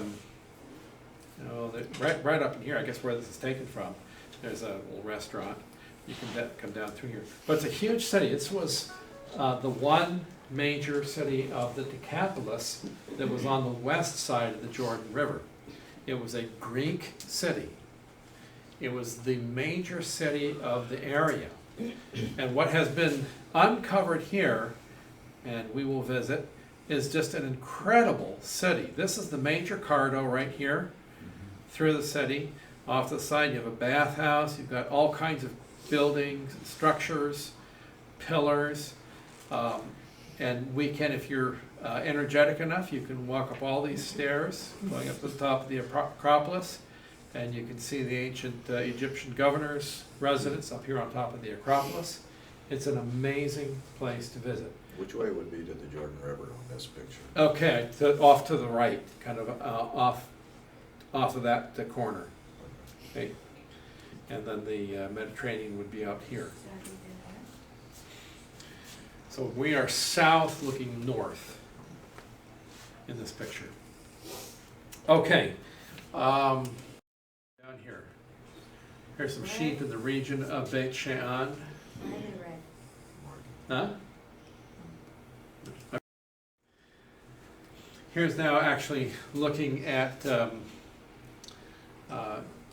is the Greek name, was Scythopolis. Beit Shean is the Hebrew name. So it's also known as Scythopolis. Here's some of the ancient pillars and buildings, structures. Okay. And then we're going to get to Jerusalem. Let's come to our notes here. We'll just go quickly through this. Beit Shean, situated at the important junction of the Valley of Jezreel with the Jordan Valley, about 15 miles south of the Sea of Galilee. Okay, so we're down to the very south end now of this Jezreel Valley. The fertility of the land, the abundance of water led the Jewish sages to say, if the Garden of Eden is in the land of Israel, then its gate is Beit Shean. So this is they're reflecting on how beautiful the area was, and we've talked about the abundance of water in the Jezreel Valley. Most of it was swampy, mosquito-laden, but now we're at the south end, so a little bit of a rise in the land, getting up out of the swampy area. It's still very fertile, lots of water, beautiful place. The 80-meter high tell reveals 19 strata of civilization. Pretty significant. It has been almost continuously settled since the 4th millennium BC. That's before the Bronze Age. That's way back there. Okay, not too far after the flood, actually. Up until modern times. 15th century BC, Pharaoh Thutmose III made it an administrative center for the control of the region. As I said, when you go up on top of the Acropolis, you can see that Egyptian administrative center. 12th century BC, it became a Canaanite city, and then we have a number of biblical references. Beit Shean was given to the tribe of Manasseh. It was not taken by Joshua, but it was retained by the Canaanites for a period of time. Eventually it was taken by the Philistines. Now the Philistines are not Canaanites. Okay, the Philistines are the sea people. They come from the region of Greece, from the Greek Isles. And they come down, they inhabit especially around Egypt, and then up into the region of Israel down by the sea, but they extended as far north as Bet Shean. And we have them described in 1 Samuel 31. Now, after King Saul and his sons were killed, the bodies of Saul and his sons were taken and fastened to the walls of Bet Shean, 1 Samuel 31. And then, of course, it was the men of Jabesh Gilead who come from up on the Golan Heights. They come down at night stealthily. They take those bodies down. They give them a decent burial. But this is where it happened. 143 BC. Okay, now we're intertestamental period. The Maccabees, those who conquered the armies of Greece and rededicated the temple. 143, Jonathan Maccabee tried to halt the Syrians and agreed to negotiations, only to be tricked and captured. In 107 BC, the city was taken by the sons of John Hyrcanus, okay, of the Hasmonean rulers, John Hyrcanus, and the inhabitants were given the choice to convert to Judaism or leave. 64 BC, now we're getting close to our New Testament times, okay? 64 BC, this city became the only city of the 10 cities of the Decapolis to be situated west of the Jordan River. Again, its Greek name is Scythopolis. 66 AD, now, this is about the time the Apostle Paul is writing most of his epistles, okay? 66 AD, to put it in some kind of perspective, first Jewish revolt, just a few years before the destruction of Jerusalem. Vespasian made this city the winter camp for the 5th and 10th legions. So it's kind of like a major rallying point as they're getting ready and preparing for the conquest of Jerusalem. Many Jews of Scythopolis sided with the Romans against the Jewish revolt at this time. And then later, 13,000 Jews of Scythopolis were slaughtered by the Greek residents of the city. Jews lived in Bet Shean after the destruction of Jerusalem. The city grew and prospered under the Byzantines, and it was made the capital of Palestina Secunda. It declined with the Arab conquest. As you can imagine, the Arabs didn't care too much for this Greek city with all its Greek culture and so forth. It declined and made Tiberias the capital of the region instead at that point. Tiberias, remember, is on the shore of the Sea of Galilee. We talked about that. One of the names given to the Sea of Galilee is the Sea of Tiberias. So the decline of Scythopolis, Bet Shean, is part of the reason why Tiberias becomes so important. AD 749, it's destroyed by an earthquake. Later, it was rebuilt by the Crusaders. Then you have a small Jewish community living there in 1322. The first Hebrew book on the geography of Israel was written in Bet Shean, 1322. Wouldn't you like to have a copy of that? That's one you should add to your library. In the 19th century, it became a small village of about 200 people. Okay, in the Roman period, we have about 15,000 to 20,000 people living in Bet Shean. In the Byzantine period, notice how it just booms, 30,000 to 40,000 people. In 1918, under the British Mandate, there were 1,710 Muslims there, 250 Christians there, and 40 Jews living in Bet Shean. So it has declined a lot. The effect of the Ottomans over the entirety of the land of Israel was just devastating. Today, there are about 15,000 living in Bet Shean. That's in the modern city of Bet Shean, which is just to the, I guess, west of that excavation that we'll be looking at. Anyway, fascinating place. We'll get a chance to see it, walk through it, see what remains of it, and you'll love it. Now what we're going to do is we're going to take a 10-minute break, Then we're going to come back, and I want to spend the rest of our evening talking about Jerusalem. So let's break for 10 minutes. We'll come back at 8:25.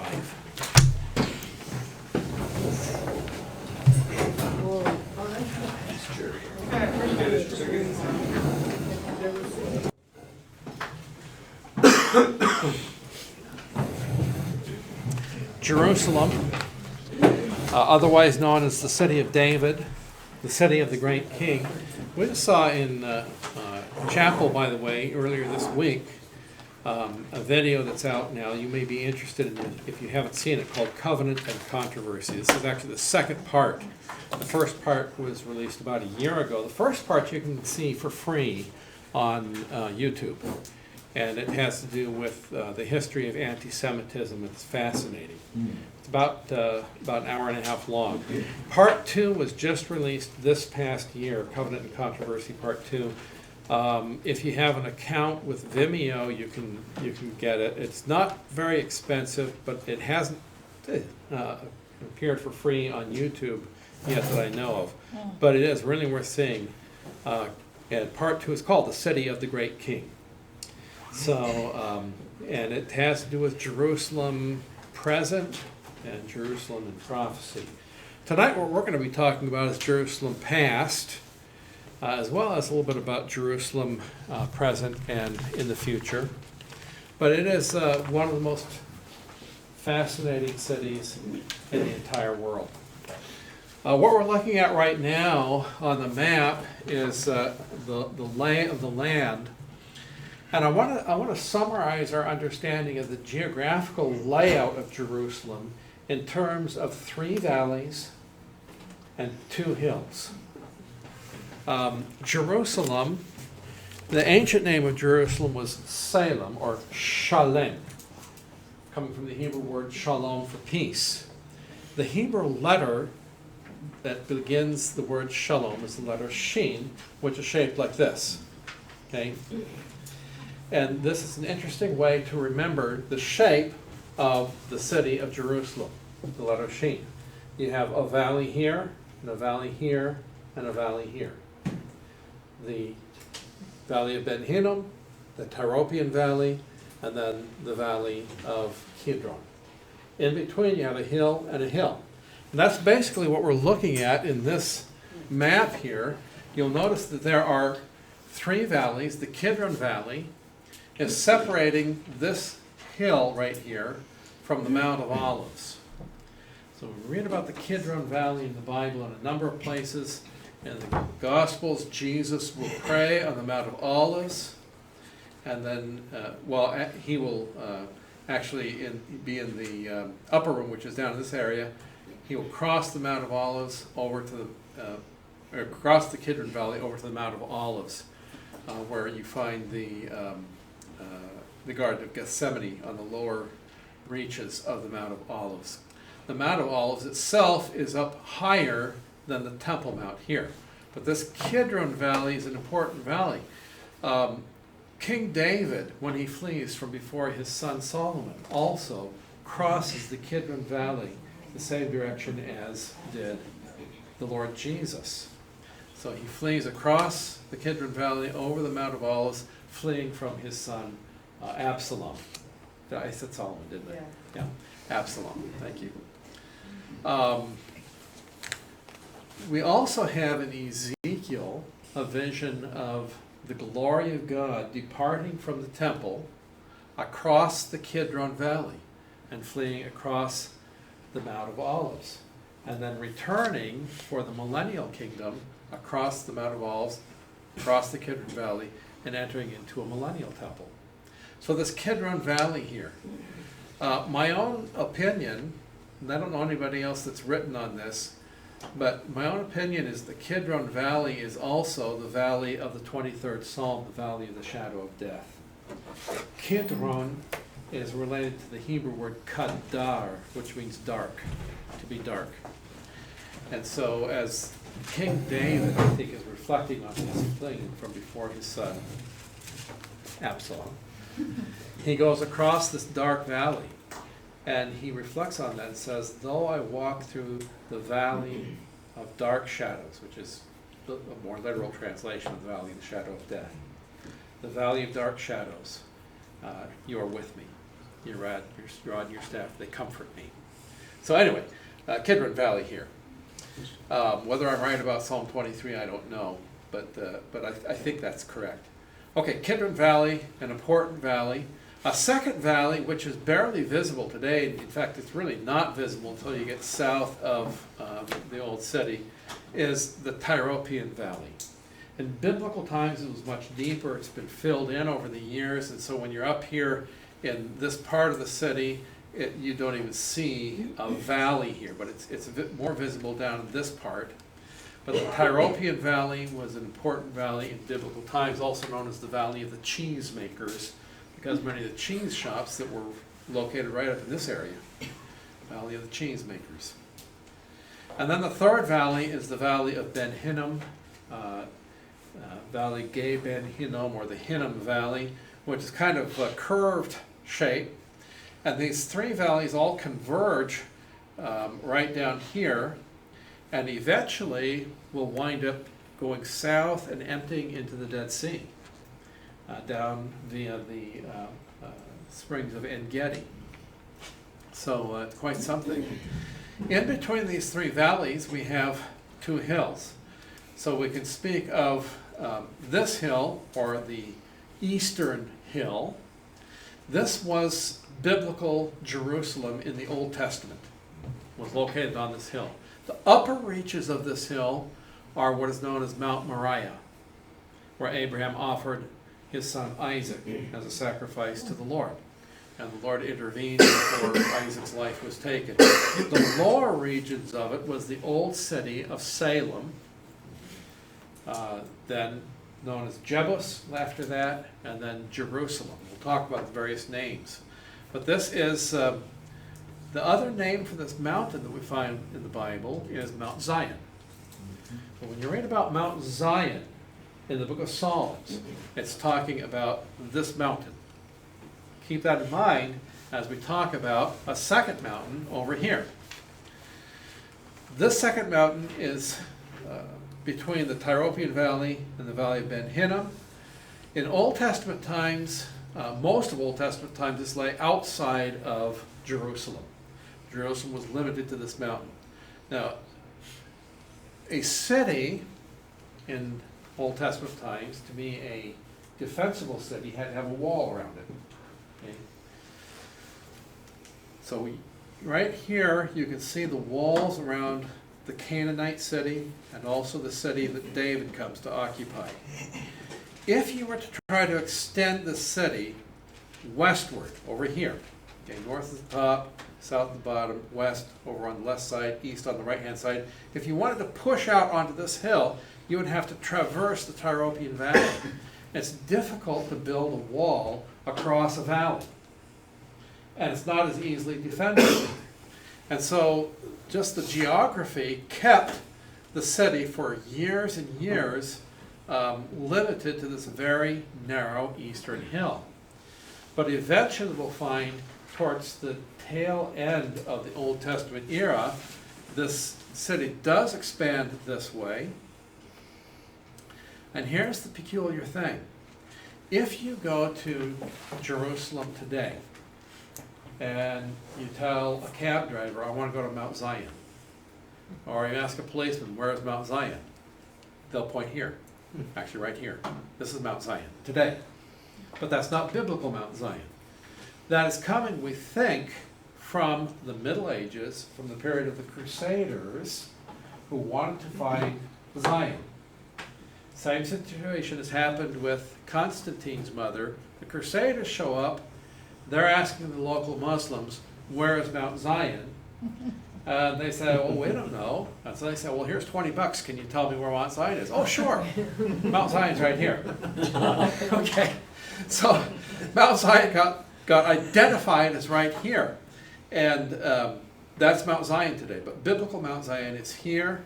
The high part of Mount Zion is Mount Moriah, the Temple Mount. So the Mount Zion you read about in the Bible is not the Mount Zion that is identified in modern day Israel. So we have three valleys, two mountains that, broadly speaking, is Jerusalem. Original Jerusalem is on the southern slope of this eastern mountain, right down here, and the walls around it.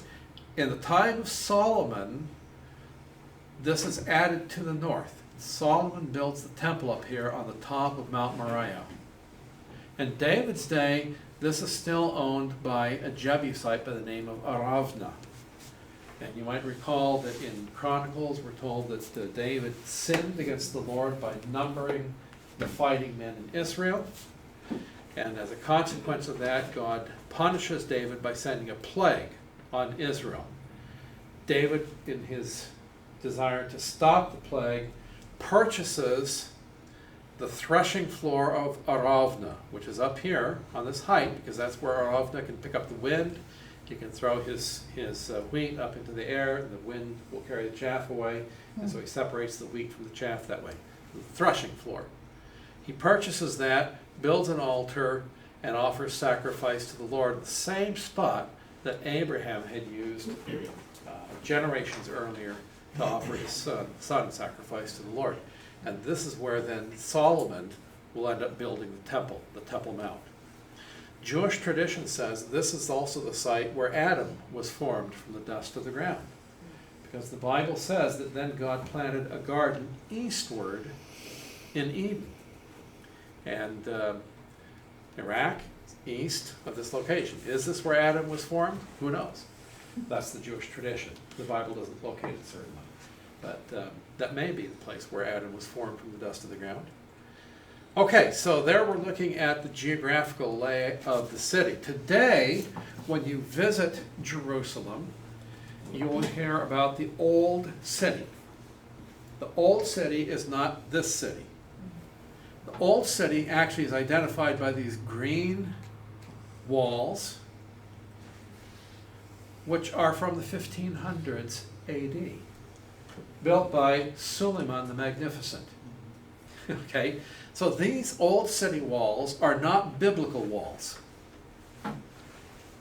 The city of Jerusalem by the time of the New Testament is going to be identified by these white walls going out onto the western hill, crossing into today's Old City, but not all of it, and then taking in the Temple Mount, and then down here including the Old Testament and City of David. So right in here, this white area, that's New Testament Jerusalem. But today, you have a bunch of it that's north and west of the biblical city. Most of today's old city walls lie completely outside of the City of David. So when you come from the Temple Mount, which is inside the old city walls today, that's about all was Old Testament Israel that's inside the old city walls. Okay, so there are a lot of these confusing terms. Mount Zion. What is Mount Zion? There's New Mount Zion. There's Old Mount Zion. What's Jerusalem? There's the new old city walls and the old city walls and the even older old city walls in altogether different locations, but all within the scope of these three valleys and two hills. So within the scope of this, we have then Jerusalem. To the east of Jerusalem, and technically outside of Jerusalem proper, is the Mount of Olives. So the Mount of Olives is another mountain that's technically not part of Jerusalem, but is a very important mountain referred to many times in the Bible. As we said, David crosses the Mount of Olives, the Shekinah glory crosses the Mount of Olives. Jesus spends a good deal of time on the Mount of Olives, especially in the Garden of Gethsemane or here on the lower slopes of the Mount of Olives. Mary and Martha and Lazarus live up over the top of the Mount of Olives, on the upper portion of the Mount of Olives. When we first enter Jerusalem on our tour, we will view Jerusalem from the Mount of Olives, actually further up here on Mount Scopus, which is kind of a northern extension of the Mount of Olives, I guess. Now, as we think about the city of David, the city of David before David's time was known as Jebus. It was named after the Canaanite tribe that came to control this area. They were known as Jebusites. So their central city was Jebus, and it is this area right down here. Here are the old city walls, 16th century Ottoman walls built by Suleiman the Magnificent. The city of David lies entirely outside of those walls. Okay? Now before it was called Jebus, it was known as Salem. And who can tell me who is found in the old city of Salem, the book of Genesis? Melchizedek. Okay? Melchizedek, the king of righteousness. So, back in Abraham's day, we have a city here, Salem, ruled by Melchizedek. He is both a priest and a king. He is a priest of the Most High God. And Abraham, when he returns from the conquest of the four kings, he comes back and he offers an offering to El Elyon, the Most High God, in conjunction with Melchizedek. That's when it was called Salem, or Shalem. So Shalem, then Jebus, then Jerusalem. In the time of the Romans, Hadrian will rename it Aelia Capitolina. Today, it is known by the Arabs as something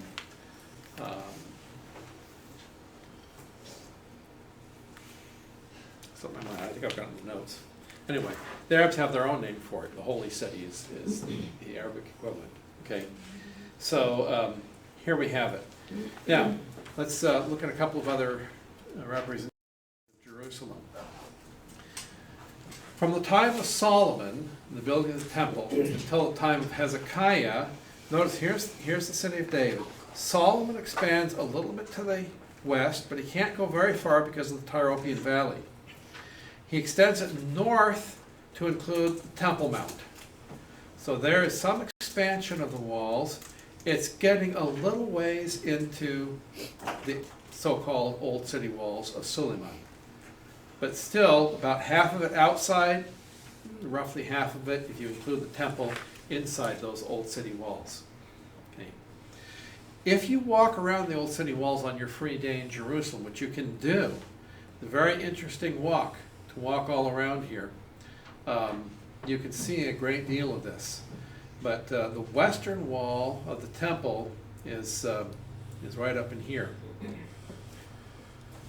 Between the city of David and the Temple Mount is this area called the Ophel.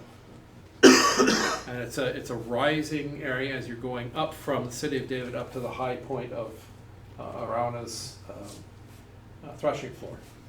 That's known as the Ophel. There are a number of excavations in this area. Somebody have a Is question? that dung gate on the Yeah. bottom the same dung gate that's there now? Yes, yes. No, this dung gate is not the dung gate that we go through. The dung gate we go through is this valley gate. So today's dung gate is up here. This was the dung gate of biblical times, called the dung gate because down here is a valley. What valley is down here? Ben Hinnom, okay? Okay, Ben Hinnom. And Ben Hinnom was the place where the traffic stayed and burned, and your refuse and all that. This is where the fire doesn't die, fire is not quenched, and the worm dieth not. Carcasses and worms, and it becomes a symbol of hell. Well known to the dwellers in Jerusalem because that was where all the disgusting things were. It was also in the valley of Ben Hinnom where Judas went and hanged himself. And you have the potter's field there, yeah. Is Al-Quds the name you were looking for? Yeah, thank you, Al-Quds. Al-Quds. Quds is Arabic for holy. The Hebrew equivalent is Kodesh. Kodesh in Hebrew, Quds in Arabic. Al-Quds is the city, the holy city. Thank you. That fills in all the names, I think, of that city that we have. Now, in the period after the Babylonian captivity, as the Jews returned from Babylon under the leadership of Nehemiah, okay, Ezra has rebuilt the temple. Nehemiah now goes to build the walls for defensive purposes. And notice it's pared down somewhat from what you had under its glory days in Solomon. Okay, a little narrower down here. But these walls are being rebuilt on the old walls of the city of David, but it's pretty expansive up here around the temple. Okay, but still, city of David down here, the Ophel leading up to the Temple Mount up in here, a number of gates, and the names of these gates, some of the names of the gates remain the same, but the locations change. Okay? During the Babylonian captivity, of course, the walls were broken down, the gates were burned. This was what burdened Nehemiah so much, was when he heard about the condition of the walls. And he prayed that the Lord would allow him to return and lead this great rebuilding project, which he did. So here we have it, the white walls, of course, again, 15th century Suleiman the Magnificent, but these are from the time of Solomon, about 950 BC.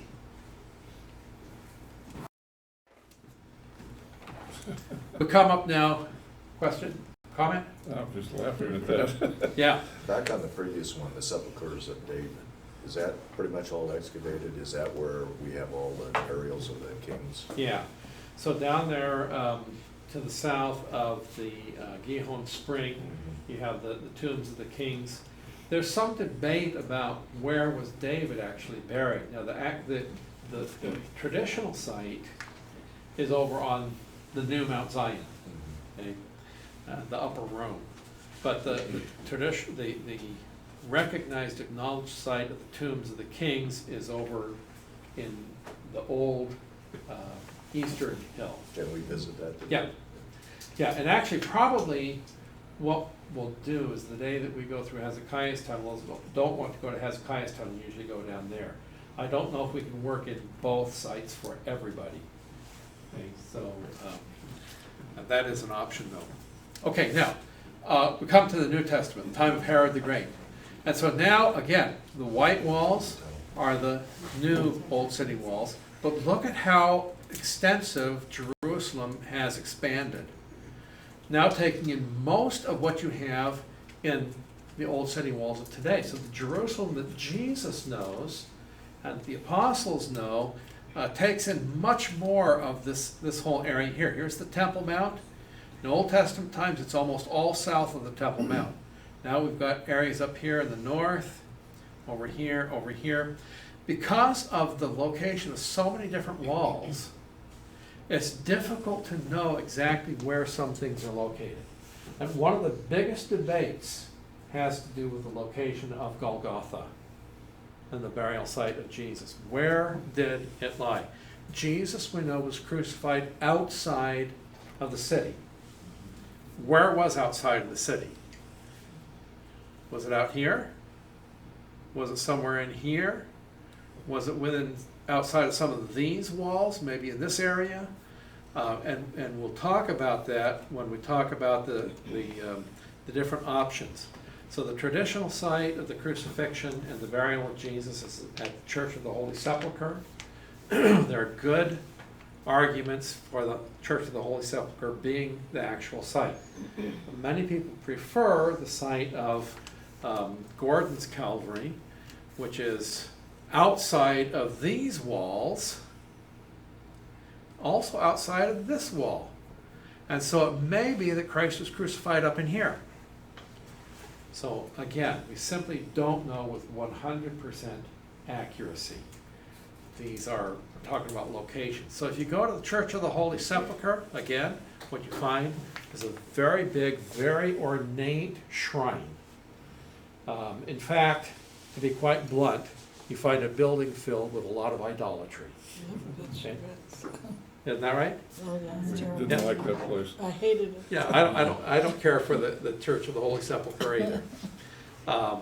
Gordon's Calvary looks very authentic. Yeah. It reminds you very much of what the crucifixion and burial place of Christ very likely was really like. But was it the authentic site? We don't know. Does it matter? Not really. He was crucified, he was buried, he rose. The exact spot where it happened is no more holy than room 101 at Shasta Bible College. Okay? So again, John 4, neither in this mountain nor in Jerusalem. We worship in spirit and in truth. The temple of the Holy Spirit is with us. But we're going to be looking at places to try to help us view in our mind's eye what did these things look like in biblical times. The Church of the Holy Sepulchre won't help you to see that very well. But it's a fascinating place, and you need to see it. You need to experience that too. You need to be able to say I was there and have your picture taken there. That's important. But if you're like I am, you won't care maybe a whole lot for the Church of the Holy Sepulchre. But it's an amazing piece of architecture. Okay. Are you gonna go into the cave where all the stone came from? Well, I don't have a slide on that, but there has been a lot of work done recently on the actual stone quarries. We'll learn about some of that when we're actually over there seeing it. And we're pretty sure we know where the stones used to build Herod's expansion of the temple came from in Herod's day. And that's actually on the route, when you walk from our hotel in Jerusalem down to the old city, you walk right by that. And so we'll be staying within walking distance of the old city. And when we have our free day, you can easily walk there and walk back, and it's quite fascinating. Now, here's the old city today. These are the old city walls, the new old city walls. City of David down below it. Okay, the old city is divided into 4 quarters roughly. Okay, just like this. So you have the Muslim quarter as the biggest one. Interesting that the Temple Mount is in technically the Muslim quarter. Okay, Christian quarter, the Armenian quarter, and then the Jewish quarter. So the Jewish quarter comes up against the Temple Mount. This little portion of it down here is what's called the Western Wall. Today, there is a tunnel opened up, and it's only been opened for a while, that goes all the way along here, along this western wall, and it comes up here in the Muslim quarter, right along this road, which is the Via Dolorosa. The Via Dolorosa, the way of sorrows, that Jesus took traditionally on the way to the Church of the Holy Sepulchre, right here. Okay. So if Jesus took this route, here is right up in this corner of the Temple Mount, well, this corner of the Temple Mount, I guess right up in here, would be the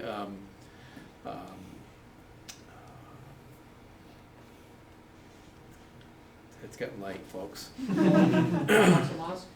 What's that? Is the mosque in the left-hand corner? Okay, no. The mosque is down here. Here's Al-Aqsa Mosque. This is the fortress, Antonia, thank you. Antonia Fortress, up here, which is where Jesus would have been put on trial. And from Antonia, then, he would be led to the place of execution. And if it is the Holy Sepulchre Church, he would have been taken from Antonia Fortress along this road. And if the roads are in the same place, down here, then down here, to the Church of the Holy Sepulchre. If he was crucified at the Garden Tomb, then he would have come from Antonia Fortress down this road, down this way, outside the gate, and over here to the site of Golgotha. So the question is, where did the wall lie in the New Testament? And there's debate over that. So is Holy Sepulchre outside of the wall, or is the Garden Tomb outside of the wall in New Testament times? Okay. That at the Garden Tomb, the Skull Rock. Yeah. I sat in a location and looked right at a You can rock s- that looked just like a skull. You can see it. Yeah. It still looks like a skull today. It's a bus station today. And right behind the bus station, you see this cliff, and you can see the eye sockets and the nose and the mouth, and Yeah. it looks just like a skull. Yeah. Okay. And we'll probably have communion here in the Garden Tomb when we're there. Okay, I'm going to save that for later. Let's take a look at some more notes. We've just got about 5 minutes left. But I want to talk about Jerusalem. I think I've covered most of this material, but I want to make sure that I cover the material that's on your review sheets. Okay, so Jerusalem, location. It's set high in the hills of Judea. So again, the southernmost hills, it's way up high. in Israel, about 31 miles from the Mediterranean and over 18 miles west of the north end of the Dead Sea. Jerusalem actually is pretty much in the center of Israel today. If you take a line from north to south through the center of the land of Israel, you take another one about halfway up east to west, where those two lines intersect, that's almost exactly where Jerusalem is located. If you go to the north end of the Dead Sea, go directly west, you hit Jerusalem. You keep going and you're, well, the road actually goes this way and you end up at Tel Aviv. The airport's right outside of Tel Aviv, Ben Gurion Airport. That's where we come in. Okay. So when we go, we're going to land here. We'll get on a bus. We'll probably come up this way. Possibly we might come down this way, but we'll probably come up this way down to the Dead Sea. And our first night is going to be spent down here at the south end of the Dead Sea. Okay. So we'll be passing right past Jerusalem probably that first night on the way to the hotel. But we'll spend some time down here, we'll spend some time up here, we'll come across here, come down, and then we'll come up and we'll wind up our last hotel that we stayed in will be actually in Jerusalem. But this is up in the mountains right here. Valley here, coastal valley here, and mountains up the ridge. It's that inverted bowl shape that we talked about. Okay, the geography, 3 valleys. Okay, we talked about that, Kidron, Ben Hinnom, and Tyropion. 2 hills, the eastern hill and the western hill. Okay, where is Mount Zion?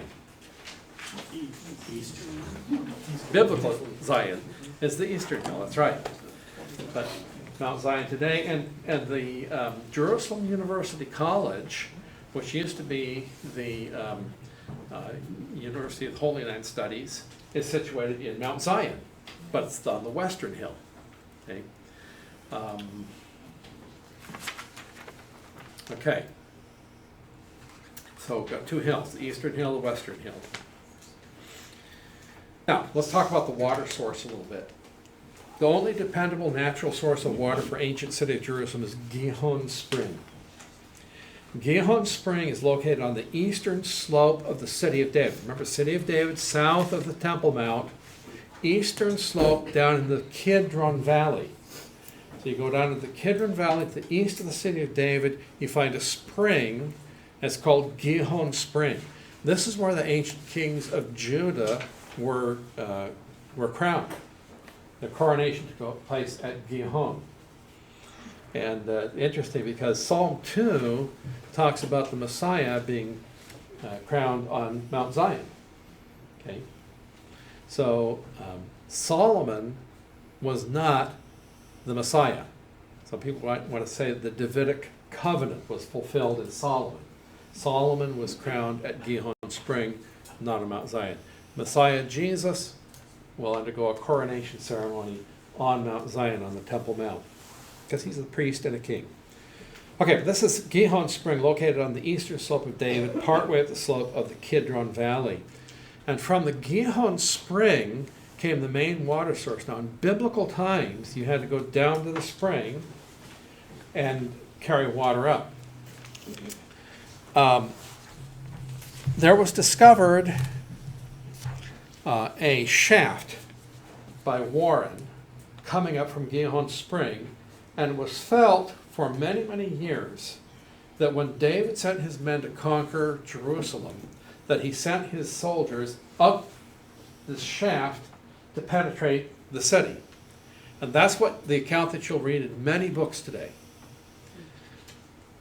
Just in the last 10 years, a dozen years, we know that theory is completely wrong. That was not the way up into the city from Gihon Spring. There has been excavated now a massive, massive staircase from the Gihon Spring leading up into the city. And that's all visible now. It's all been exposed. You can see it on your way down to Hezekiah's tunnel. You go right past it. And so the old theory is completely out. All that business about Warren's shaft is incorrect. So what happened was they would go down the staircase to the spring. That was all built in order to provide a way to the spring without going outside of the city walls, as we were saying, so that in time of warfare, you didn't get shot by your enemy.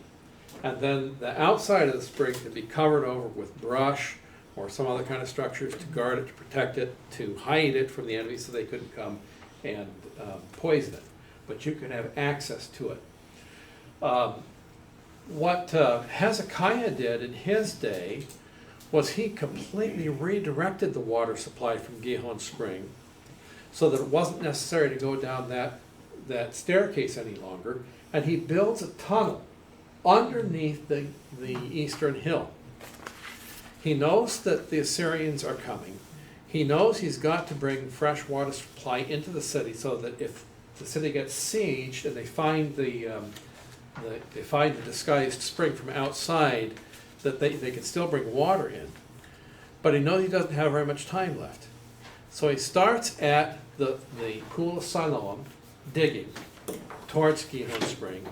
He takes other men, starting at Gihon Spring, digging towards the pool of Siloam, and they meet underneath. Without modern surveying equipment, without modern communications equipment. An amazing feat. But wait a minute, that's not all. It wasn't a straight line. Underground, it goes like this. In fact, it goes kind of like this. And they met halfway in between. And nobody can really explain how they did. There's lots of theories. They probably used some kind of sounding equipment from up above and people directing them, sending messages. But somehow they met. And when you go through Hezekiah's tunnel, the middle point is well marked. So you're going along and you can actually see the roof of the tunnel is much lower, then it suddenly gets higher.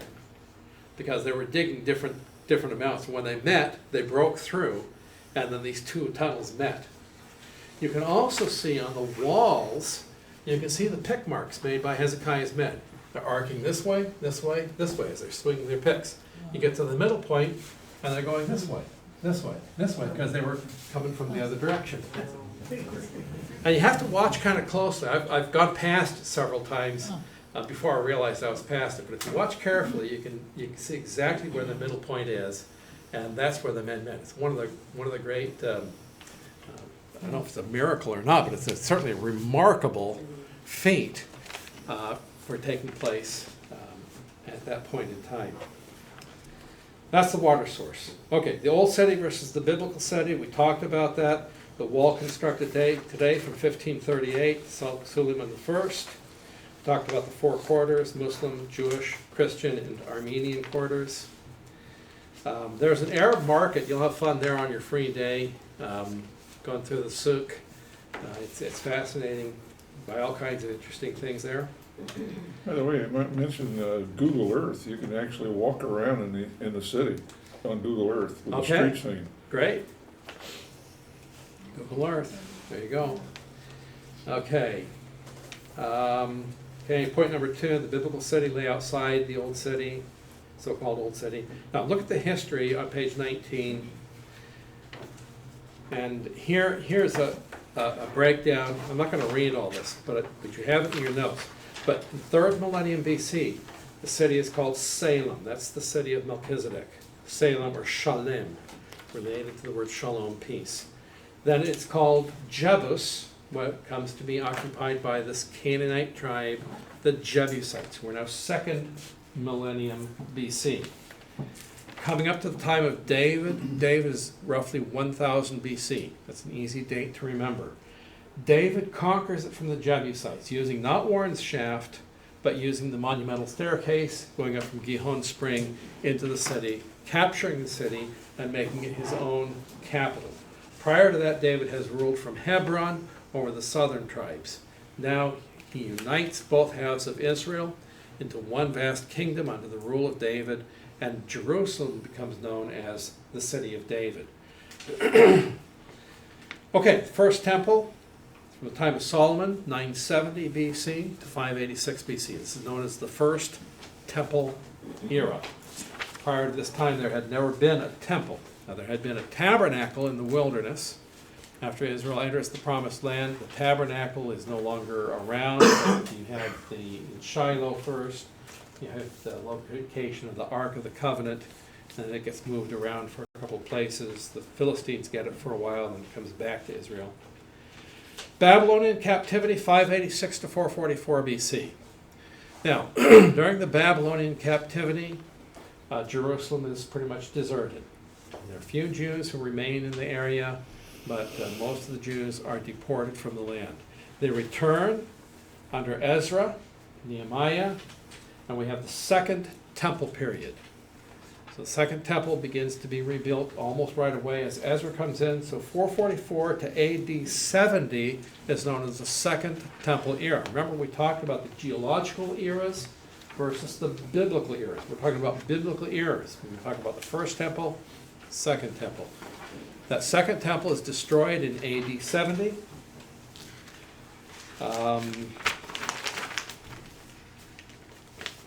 And then you've got a whole history on what happens to Israel, or to Jerusalem, after the destruction in AD 70. I'm not going to go over all of it, but just notice these high points. The Hellenistic period. Hellenistic means Greek. Okay, 332 to 63 BC, intertestamental period. Alexander, the Ptolemies, the Seleucids, the Hasmoneans, and then you come to the Roman period.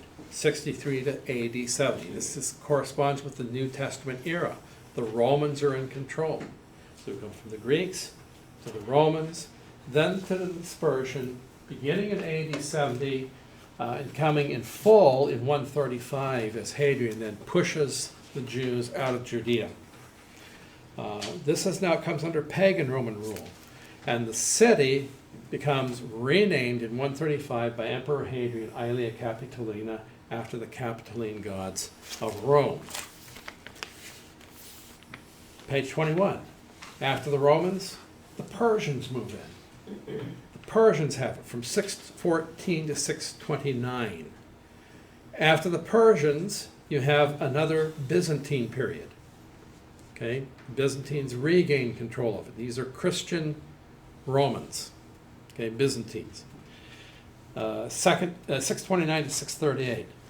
Then it gets taken over by the Muslims. Whole Muslim period, which is going to lead you up to the Crusaders. So 638 to 1099. In 1099, you have the First Crusader period, 1099 to 1187. Then a second Muslim period. And you've got a whole bunch of different brands of Islam. The Ayyubids, the Mamluks, and then finally the Ottoman Turks. Now the Ottoman Turks will bring us up essentially to modern times. The Ottoman Turks are still in control at the time of World War I. It's under the Ottomans that the old city walls are built, under Suleiman the Magnificent. Suleiman is probably the greatest of the Ottoman rulers. After the Ottoman Turks have it, after World War I comes to an end, that whole region comes to be administered by the League of Nations.